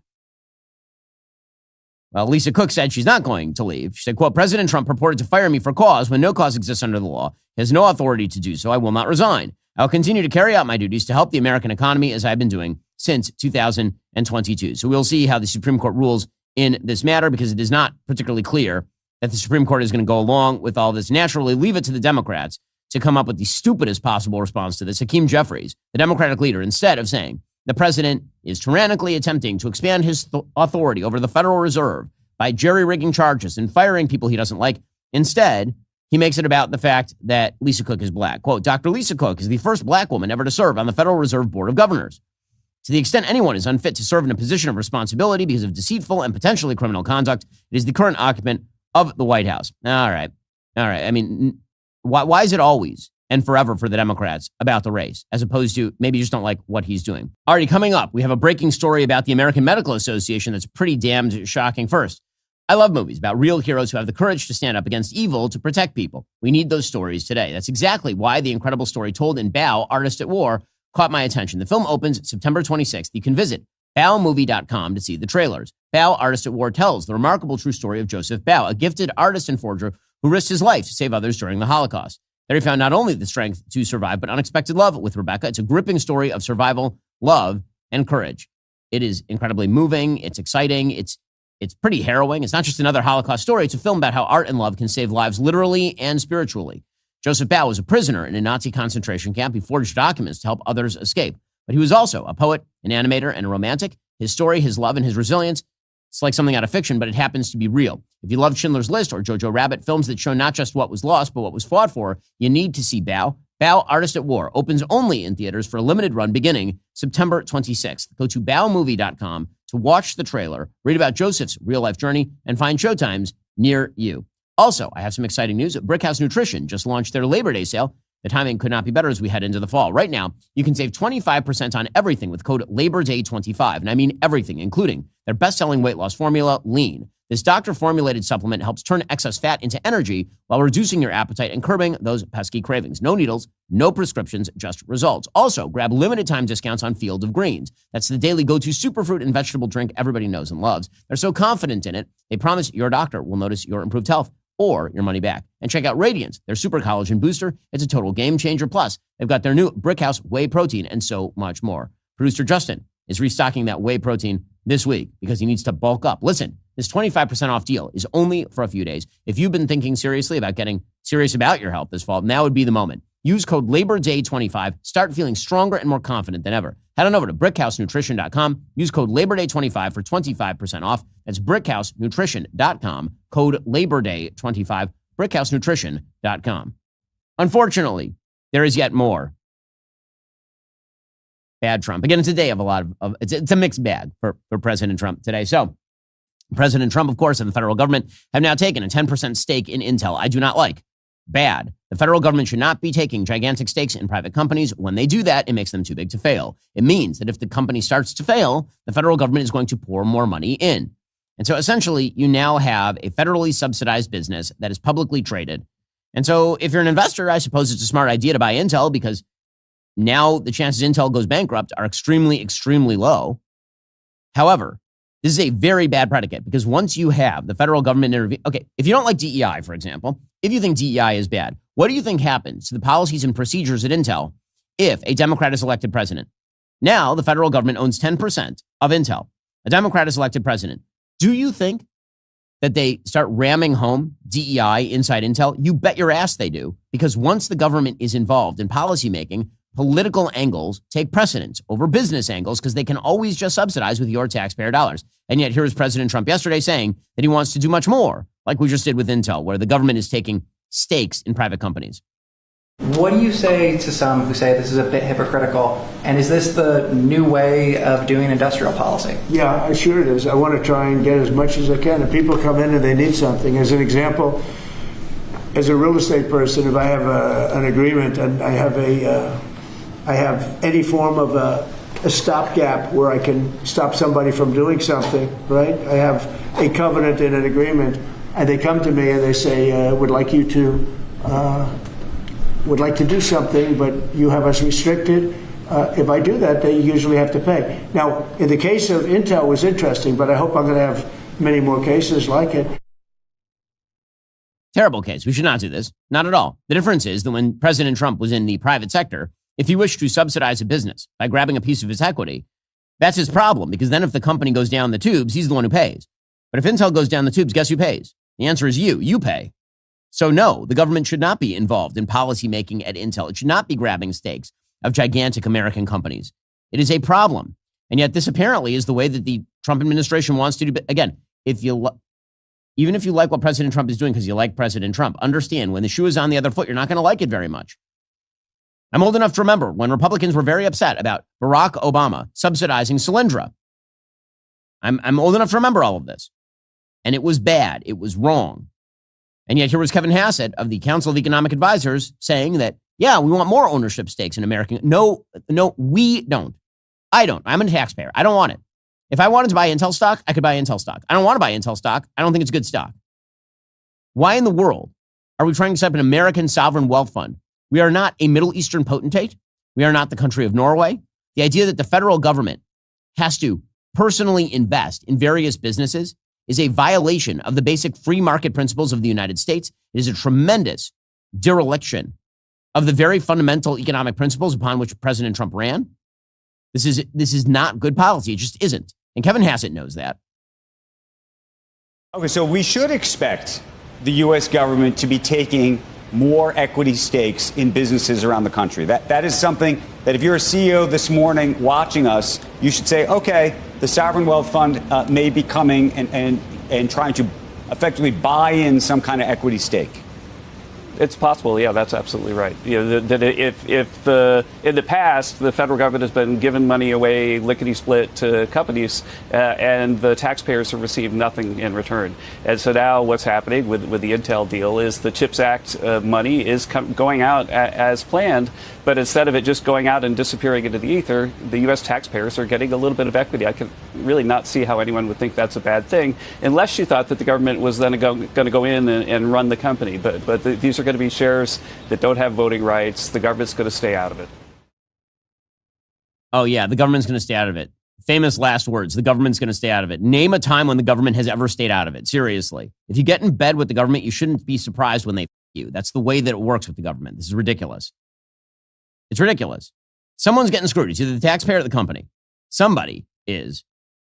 Okay, meanwhile, again, more on the bad Trump front. Again, I wish that on the economic level, this is the place where Trump should be the best, right? He's a businessman. He understands how business works. And yet, here we are, still futzing around with China. Why is TikTok still operational? Why? Congress passed a law. Congress should stand up for its prerogative. TikTok is a blight on the American body politic, is a Chinese propaganda outlet that gathers information on all of its users. Why in hell is the Trump administration continuing to maintain TikTok alive? But it's more than that. It's more than that. The president of the United States yesterday announced that he was going to allow 600,000 Chinese students to remain in the United States. That's insane. Why? Why? The vast majority of these people are going to go back to China, bring the IP of the United States along with them after having trained at American universities. All that really is, these 600,000 Chinese students, is a gigantic subsidy to low-level universities because foreign students pay the full freight at these universities. How is this a good thing? This is bad. It's bad immigration policy. It is bad financial policy. It is bad foreign policy. Why in the world would we allow 600,000 Chinese students to come and study at our universities? That's nuts. I mean, seriously, what are we talking about here? I hear so many stories about we're not going to allow their students, or we're going to allow their students to come in. We're going to allow, it's very important, 600,000 students. It's very important. But we're going to get along with China. But it's a different relationship that we have now with China. It's a much better relationship economically than it was before. Okay, so Laura Ingraham yesterday had on Howard Lutnick, the Commerce Secretary, and basically shellacked him over this correctly. How is allowing 600,000 students from the communist country of China putting America first? Well, the president's point of view is that what would happen if you didn't have those 600,000 students is that you'd empty them from the top. All the students would go up to better schools, and the bottom 15% of universities and colleges would go out of business in America. So his view is he's taking a rational economic view, which is classic Donald Trump, looking at higher education and saying, but why are you until we Harvard? Modify that. That just helps Harvard and UCLA and UCal Berkeley and I mean you're all helping those schools. Why? They're like basically factories of anti-American propaganda. And now they're getting a big influx of cash because of the Chinese students. I know President Trump has always been very pro-Chinese student. I just don't understand it for the life of me. Those are 600,000 spots that American kids won't get. I mean, she is right about that. Not only the 600,000 slots that American kids won't get, those are 600,000 slots that are going to Chinese nationals who will likely go back to their mother country with an American education in hand and all the connections they made in the United States in hand. Some of those people, by the way, will get hired at major tech companies, and many of those people will be funneling information back to the Chinese, because how do you think the IP moves? What in the world? Like, really, this sort of absolute inconstancy in policy is maddening. Are we trying to box China in, or are we trying to let China out? I mean, at the same exact time this is happening, the president is threatening more tariffs on China. He's saying that maybe more tariffs are coming based on rare earth magnets. If they don't give us the rare earth magnets, then we're going to tariff them at 200%. So what's the consistency when it comes to economic policy is the thing that allows investors to know that their money isn't just going to disappear or go away. That policy is going to flip on a dime. Inconstancy in economic policy is a problem. There were lots of problems with FDR's policy during the Great Depression, which lengthened the Great Depression by full-on 8 years. Terrible economic policies across the board. But one of the big ones is that legitimately every day FDR would wake up in the morning and he would decide, spur of the moment, to make decisions about things like the price of gold. And that is bad. That is not good economic policy. Here's the president. At the same time, he's talking about 600,000 Chinese students coming in, talking about maybe we need 200% tariffs on China. That's after we negotiated a 35% tariff with China. Like, what's the actual through line here? But we have a very strong relationship, Howard, I would say, economically with China now, getting much better. They have to give us magnets. If they don't give us magnets, then we have to charge them 200% tariff or something, you know. But we're not going to have a problem, I don't think, with that. I think that's perhaps behind us. You know, China intelligently went and they sort of took a monopoly of the world's magnets. And nobody needed magnets until they convinced everybody 20 years ago, let's all do magnets. There were many other ways that the world could have gone. But so it'll take us probably a year to have them. We're heavy into the world of magnets now, only from a national security standpoint.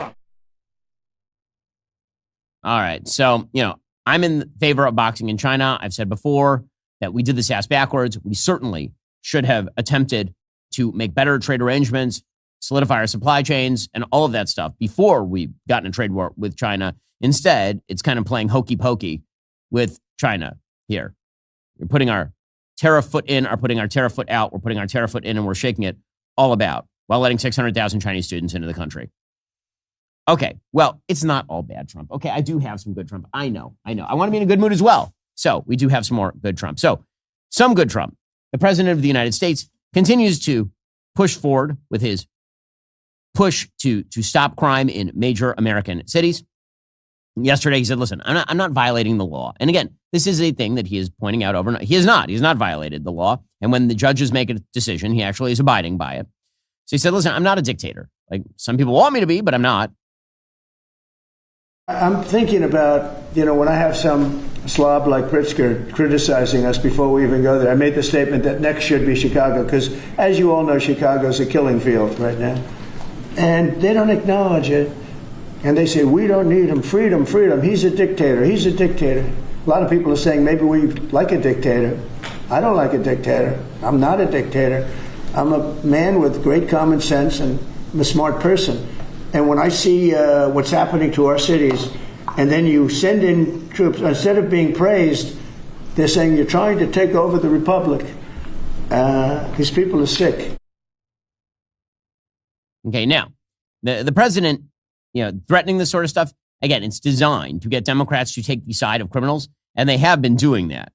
They have been basically taking the side of the criminals over and over and over again. So this is the president wrong-footing the left. Is he going to be violating federal law? No, he's not going to violate federal law when it comes to this sort of stuff. And here he was yesterday slamming the press when the press was saying, oh, the crime rates are fine. He says, no, they're really not. Everybody before me is happy what I'm doing. Most of you won't say that because you're radical left. The newspapers are so dishonest. The press is totally dishonest, but that's all right. We've gotten used to it. And we won in a landslide, so they obviously lost their power. I mean, it's impossible to imagine that when you get 97% negative stories, purposely negative stories, even though you've done 97% positive things, that you could win an election in a landslide, winning all seven. Think of it, all seven swing states, winning by the popular vote by millions of votes. We had it fantastic. The best is your districts. Out of 3,000 districts, I guess we won 3,500. We won 2,750, and they won 500. And that's, to me, the best of all. And we had tremendous in every way, the election. And it's hard to believe you can do that when you have a corrupt media. But many of you are corrupt, and it's nothing we can do about it. But we keep winning, and we're going to keep winning.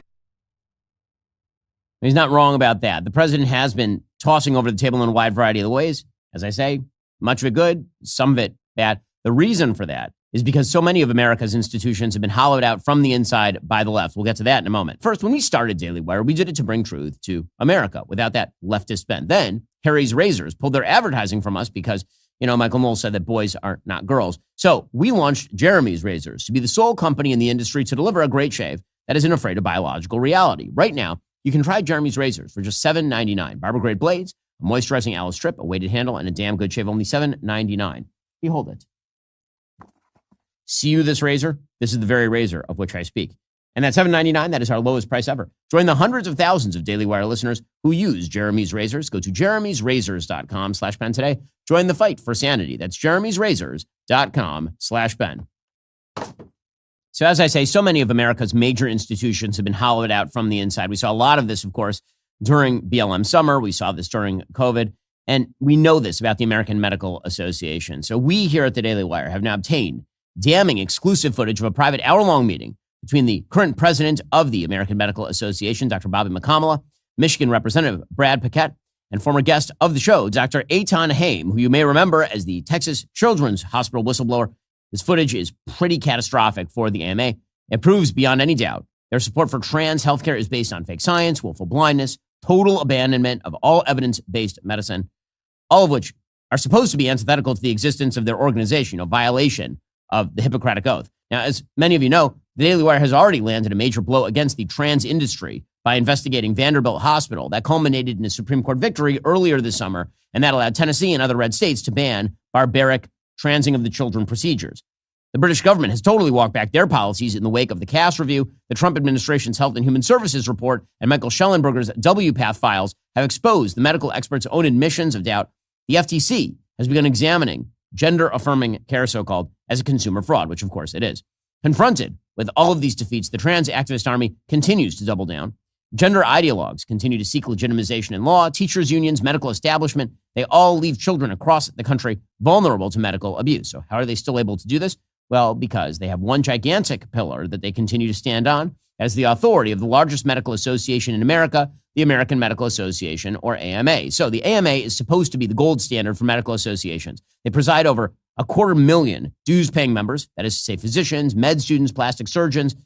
Basically, if you're a doctor, you have to be a member of the AMA. They publish a comprehensive code of medical ethics.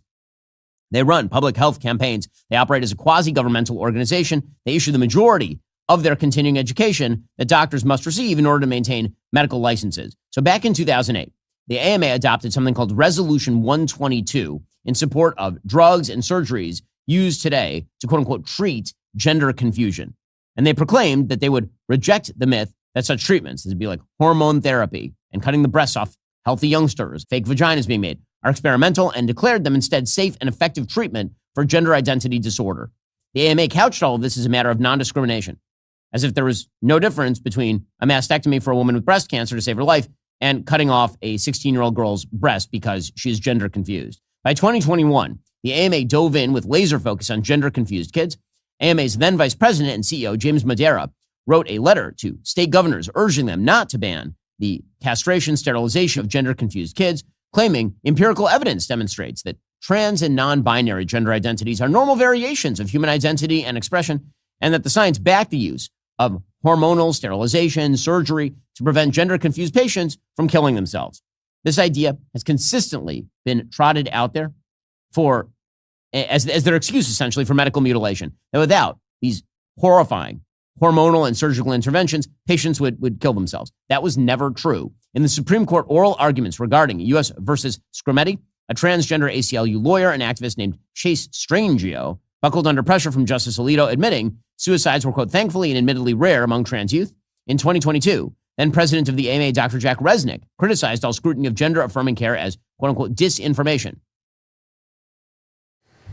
I'm angry.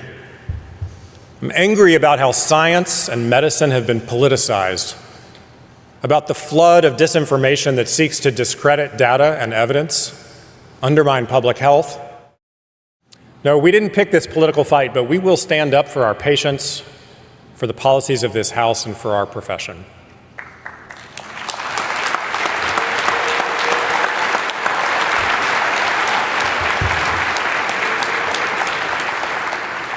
More lies cloud our ability to care for transgender patients. Drivers of disinformation say that gender-affirming care clinics are performing genital mutilation surgeries on teens, or not involving families in care decisions, are using medical treatments on young children who show up after wondering for one day if they're trans. Of course, we know that these procedures have, in fact, been performed on gender-confused kids. Before we get to anything else, the AMA's blatant disregard, ignorance, deceit on this basis alone should disqualify them as an authority on the trans issue. Unfortunately, the evidence that we've obtained indicates there's much, much more where that came from. So let's dive in. Alrighty, up in Michigan, a former teacher turned Republican state representative named Brad Paquette decided to go straight to the source, a fellow Michigander and the incoming president of the AMA, Dr. Bobby Mukamala. Paquette also invited Dr. Eitan Haim, who you may remember as the Texas Children's Hospital whistleblower. The footage of their meeting, which we're bringing you exclusively here today, completely discredits the AMA. For starters, AMA President Dr. Bobby Mukamala cites many stats that are just flat out wrong. He declares puberty blockers are reversible, only to be confronted with the facts about the real risks from Dr. Haim, who's not only an AMA member, but a doctor with experience surgically placing puberty blockers in pediatric patients with actual endocrine disorders like precocious puberty.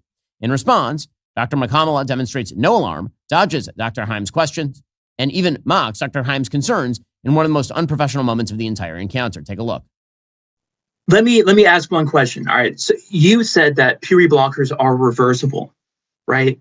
What they're recommending, the time to use these blockers are Tanner stage 2 before the onset of puberty, when children are 11, 12 years old, right? WPATH, right? Again, even I'm not going to say this again. I'm just going to say it one more time. I'm not an expert at all. I'm not an expert at all in the science that you're talking to me about. I defer to the experts. If you would like an opinion from an expert on this, feel free to talk to an expert. So infertility is a result of puberty blockers being used in Tanner stage 2. A micropenis is a absolute... Wait. Hold on. That's crazy. If you can't see that, what he is doing with his hand is he's opening and shutting his hand like blah, blah, blah, blah, blah, blah, blah. Nuts. Faced with legitimate science challenging his position, the AMA demonstrates total dereliction of duty. Unfortunately, this was just the first indication of the stupidity and dishonesty of the AMA. In response to Dr. Haim's point that medications and surgeries do indeed cause irreversible damage, Dr. Mukamala simply parrots long debunked claims that the patient regret rate for all of these interventions is supposedly only 2%. Right. So what I would say is, do you know what the percentage of people are that actually change their gender identity after identifying with a particular gender? Yeah, it's very high. No, it's not. Yeah. According to what? According to the people that see these patients, the people that regret pursuing a change in their gender, where they say, you know what, I shouldn't have done that, is 2% at the highest. Okay, so that is not true. The most oft-cited study claiming that 2% regret rate is by Bustos et al., Regret After Gender-Affirming Surgery. At first, that sounds great. A systematic review, a meta-analysis. Right there in the title, the keyword surgery indicates the study does not measure regret for the tens of thousands of American teenagers who took any measures up to the point of surgery, like, puberty blockers or cross-sex hormones, which still forever alters their body, their voices, their future fertility. A critique of that study, published in the International Open Access Journal of the American Society of Plastic Surgeons, claims Bustos left out several relevant papers, inappropriately included another, and miscalculated the basic data. Additionally, of the studies included, many lacked adequate follow-up, only tracking patients for a year or two. Regret often takes an average of 8 years to manifest. In one of the studies Bustos reviewed, there was a 36% loss to follow-up rate, meaning we have no idea what happened to those patients. But methodological negligence is just one part of the problem. Is, as always the case, the entire notion of being trans doesn't have any internal coherence, of course, because the idea that a man believes he's a woman, therefore he's a woman, is totally anti-science. Here's what happens when Dr. Haim presents Dr. Bobby with the AMA's own statements, showing how the AMA has totally contradicted itself on whether gender identity is even alterable. It's kind of an important thing to determine before you start cutting healthy body parts off of children, you might think. So they're saying that underlying the assumption, right, for conversion therapy, gender identity can and should be changed. This assumption is not based on medical and scientific evidence, right? So in this, according to this brief, they're saying that gender identity cannot be changed, right? That it's not based on medicine or science. But then when you go to another one, actually it says that it can and should be changed. I mean, you've read this. So gender identity is something that goes on here, not here or down there. Yeah. So, but according to this, it's saying the assumption that it can change is not based on medicine or science.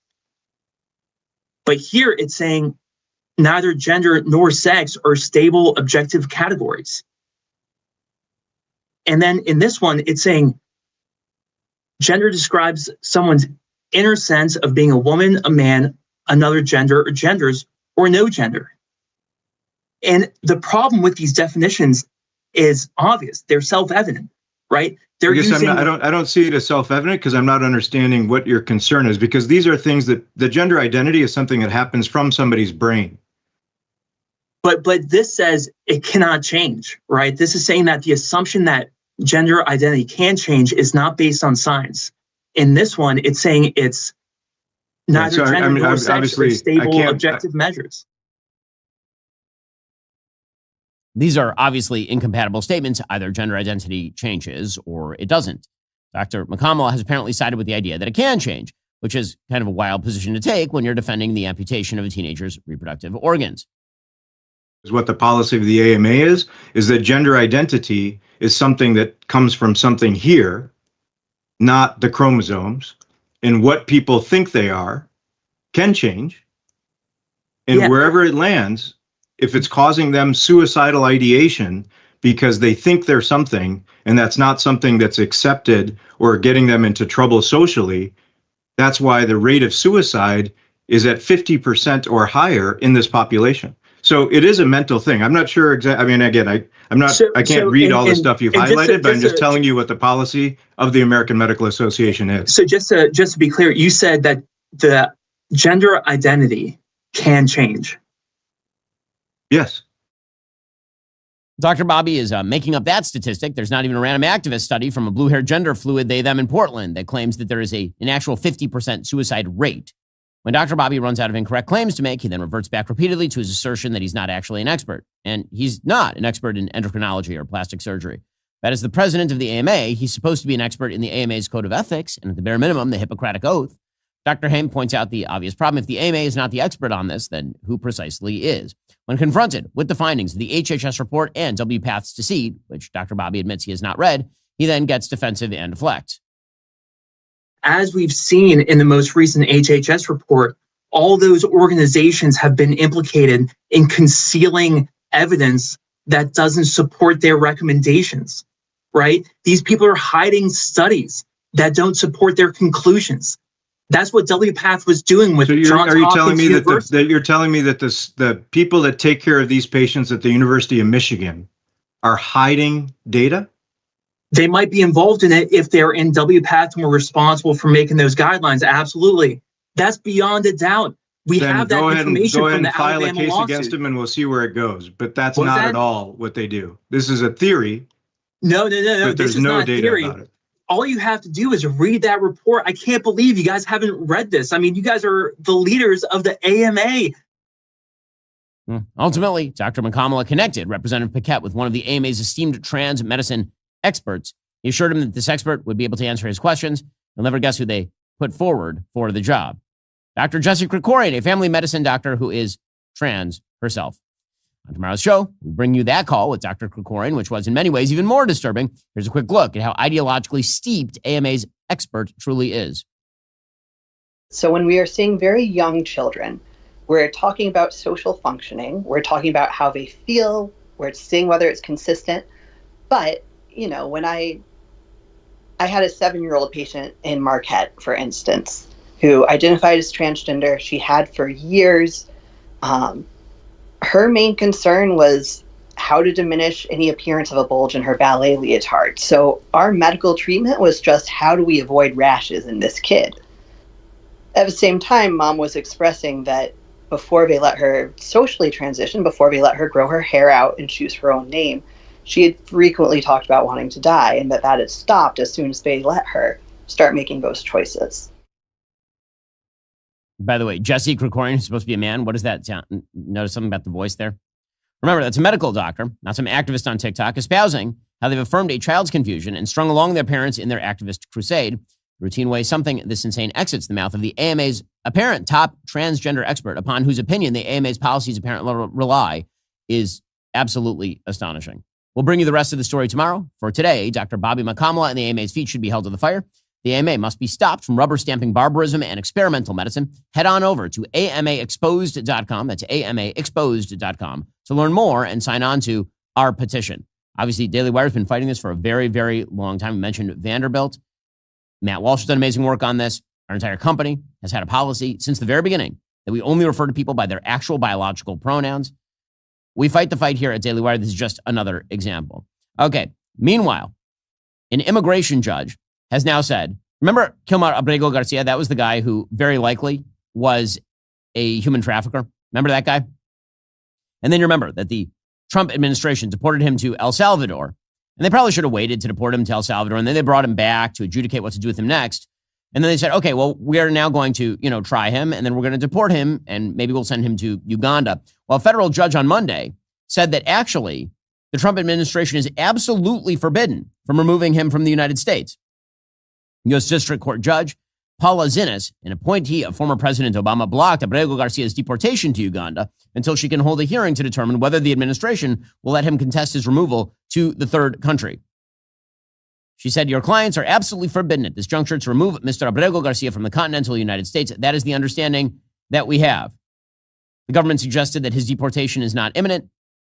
Meanwhile, his lawyers say that he has been detained by ICE again, as well he should be. He is an illegal immigrant who is allegedly involved with MS-13 trafficking. Mr. Abrego Garcia was taken into custody by ICE this morning. As he was leaving the jail in Tennessee on Friday, he'd been given a notice requiring him to check in at 8 a.m. this morning. The notice stated that the reason was interview. Clearly that was false.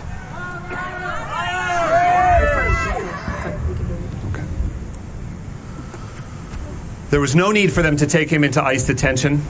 He was already on electronic monitoring from the U.S. Marshal Service and basically on house arrest.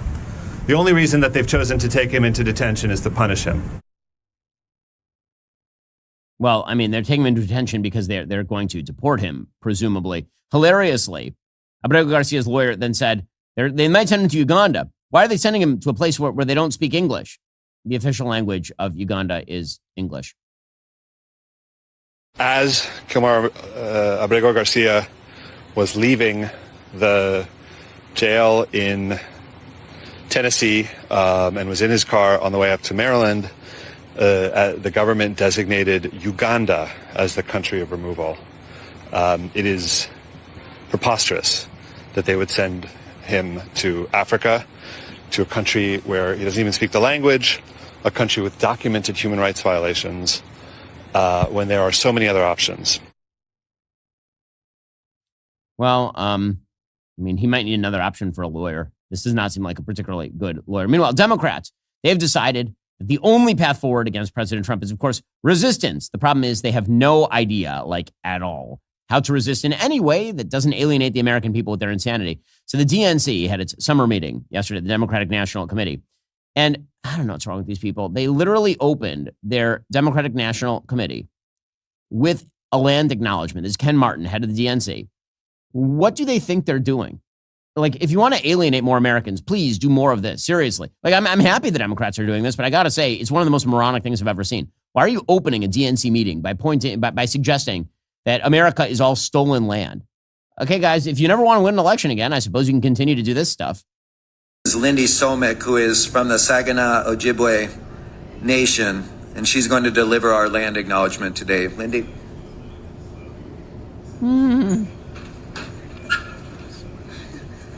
Bonjour, Lindy Somek, Nindichnikaz, Amek Dodam, Saginaw Chippewa Dojaba, Anishinaabe Kwe and Dow.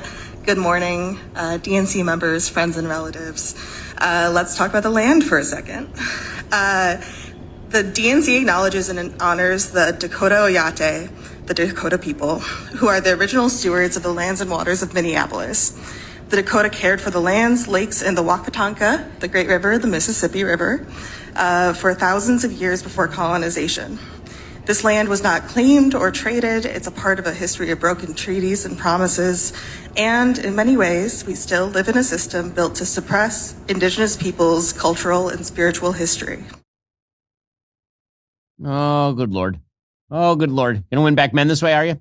Gonna win back the middle of America by saying that America is all stolen land and that those systems of theft are perpetuated into the present day? Good luck to you. Oh, Ken Martin, who is a very inspiring speaker, the head of the DNC, he also says it's time to fight. And then he says the word damn. Because if you curse, that means that you're really, really passionate. Now look, folks, I'm sick and tired of this Democrat Party bringing a pencil to a knife fight. We cannot be the only party that plays by the rules anymore. We've got to stand up and fight. We're not going to have a hand tied behind our back anymore. Let's grow a damn spine and get in this fight, Democrats. He said, damn. But don't worry. That was actually just the beginning, because then Tim Walz came forward, the governor of Minnesota, who was the most horrifying vice presidential candidate I've ever seen. And Tim Walz then proceeded to say the S word, not just damn, the S word, which means he's super duper duper passionate. The privilege of my lifetime was stand beside someone we know was the most qualified and would have been a fantastic president in a President Harris. And look, we wouldn't wake up every day to a bunch of on TV and a bunch of nonsense. We would wake up to an adult with compassion and dignity and vision and leadership doing the work, not a man-child crying about whatever's wrong with him. Yeah, it went great for them last time with this message. Probably they need to do more of this. But don't worry, they have another overweight white man who they are going to trot out there to rip President Trump. That would be Illinois Governor J.B. Pritzker, who must be lowered into the state capitol by crane. And he was also ripping President Trump over the possibility of a National Guard deployment to Chicago. What President Trump is doing is unprecedented and unwarranted. It is illegal. It is unconstitutional. It is un-American. This is not about fighting crime. This is about Donald Trump searching for any justification to deploy the military in a blue city, in a blue state, to try and intimidate his political rivals. This is about the President of the United States and his complicit lackey, Stephen Miller, searching for ways to lay the groundwork to circumvent our democracy, militarize our cities, and end elections. Resistance, end elections. God, they just can't. They can't stop themselves. Meanwhile, the least popular mayor in America, Brandon Johnson in Chicago, he says that while he's protesting the deployment of the National Guard to Chicago, he says we have to stop sending people to jail. Dude, it's because you want to stop sending criminals to jail that anybody's even talking about crime in your city. Instead of spending hundreds of millions of dollars for a publicity stunt to invoke chaos and terror, the federal government should spend that money on proven solutions to crime and violence reduction. We cannot incarcerate our way out of violence. We've already tried that, and we've ended up with the largest prison population in the world without solving the problems of crime and violence. The addiction on jails and incarceration in this country, we have moved past that. It is racist, it is immoral, it is unholy, and it is not the way to drive violence down. Good luck, Democrats. I can't imagine why you keep losing. Why? Well, maybe because Barbara Lee, who is another person considered for Joe Biden's vice president before he picked the unbelievably charismatic and so brat Kamala Harris. Barbara Lee is the mayor of Oakland. And here she is saying that the police in Oakland won't actually work with ICE. This is at the DNC meeting. Now, Donald Trump, you know, he trashed Oakland. He lied about us. But Oakland is not afraid. We embrace all residents, including our immigrant communities. Our police do not cooperate with ICE. We don't. Good luck to you, Democrats. My goodness. And they've got like a target-rich environment, and the best they can come up with is that they are going to not cooperate with ICE, allow crime to spiral in their cities, and say damn and at the DNC with land acknowledgments. My goodness, they are truly terrible at this. Truly, truly terrible at this. Well, in cultural news, I just want to point out there's an update on the great story of our time, Cracker Barrel. So Cracker Barrel has now admitted they could have done a better job with their logo redesign. They said Uncle Herschel will still be on the menu. That's, of course, the white dude leaning on the barrel.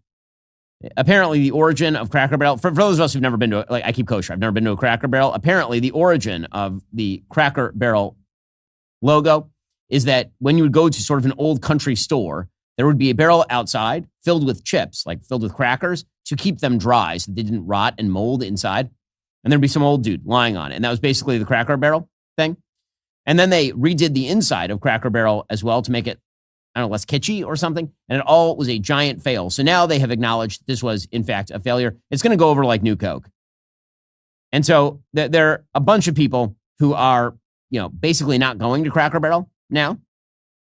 But I will assume that they are changing course. Apparently, according to the company, they put out a statement, quote, "If the last few days have shown us anything, it's how deeply people care about Cracker Barrel. We're truly grateful for your heartfelt voices. You've also shown us we could have done a better job sharing who we are and what we'll always be.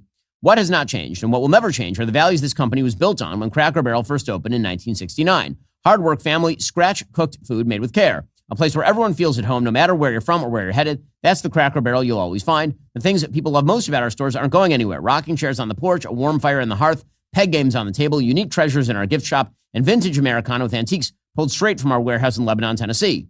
We love seeing how much you care about our old-timer. We love him too. Uncle Herschel will still be on our menu. Welcome back, Uncle Herschel's favorite breakfast platter, on our road signs and featured in our country store. He's not going anywhere. He's family." So, we'll see if they actually just go back to the original logo. Probably they will. Probably they'll say it was an experiment, it didn't work, and they'll go back to their original logo, I would imagine. Because it's so generic. Well, what a terrible marketing move. Alrighty, folks, the show continues for our members right now. We will get to President Trump, who's now talking about the possibility of prosecuting Chris Christie or something. Remember, in order to watch, you have to be a member. If you're not a member, become a member. Use code Shapiro. Check out for 2 months free on all annual plans. Click that link in the description and join us.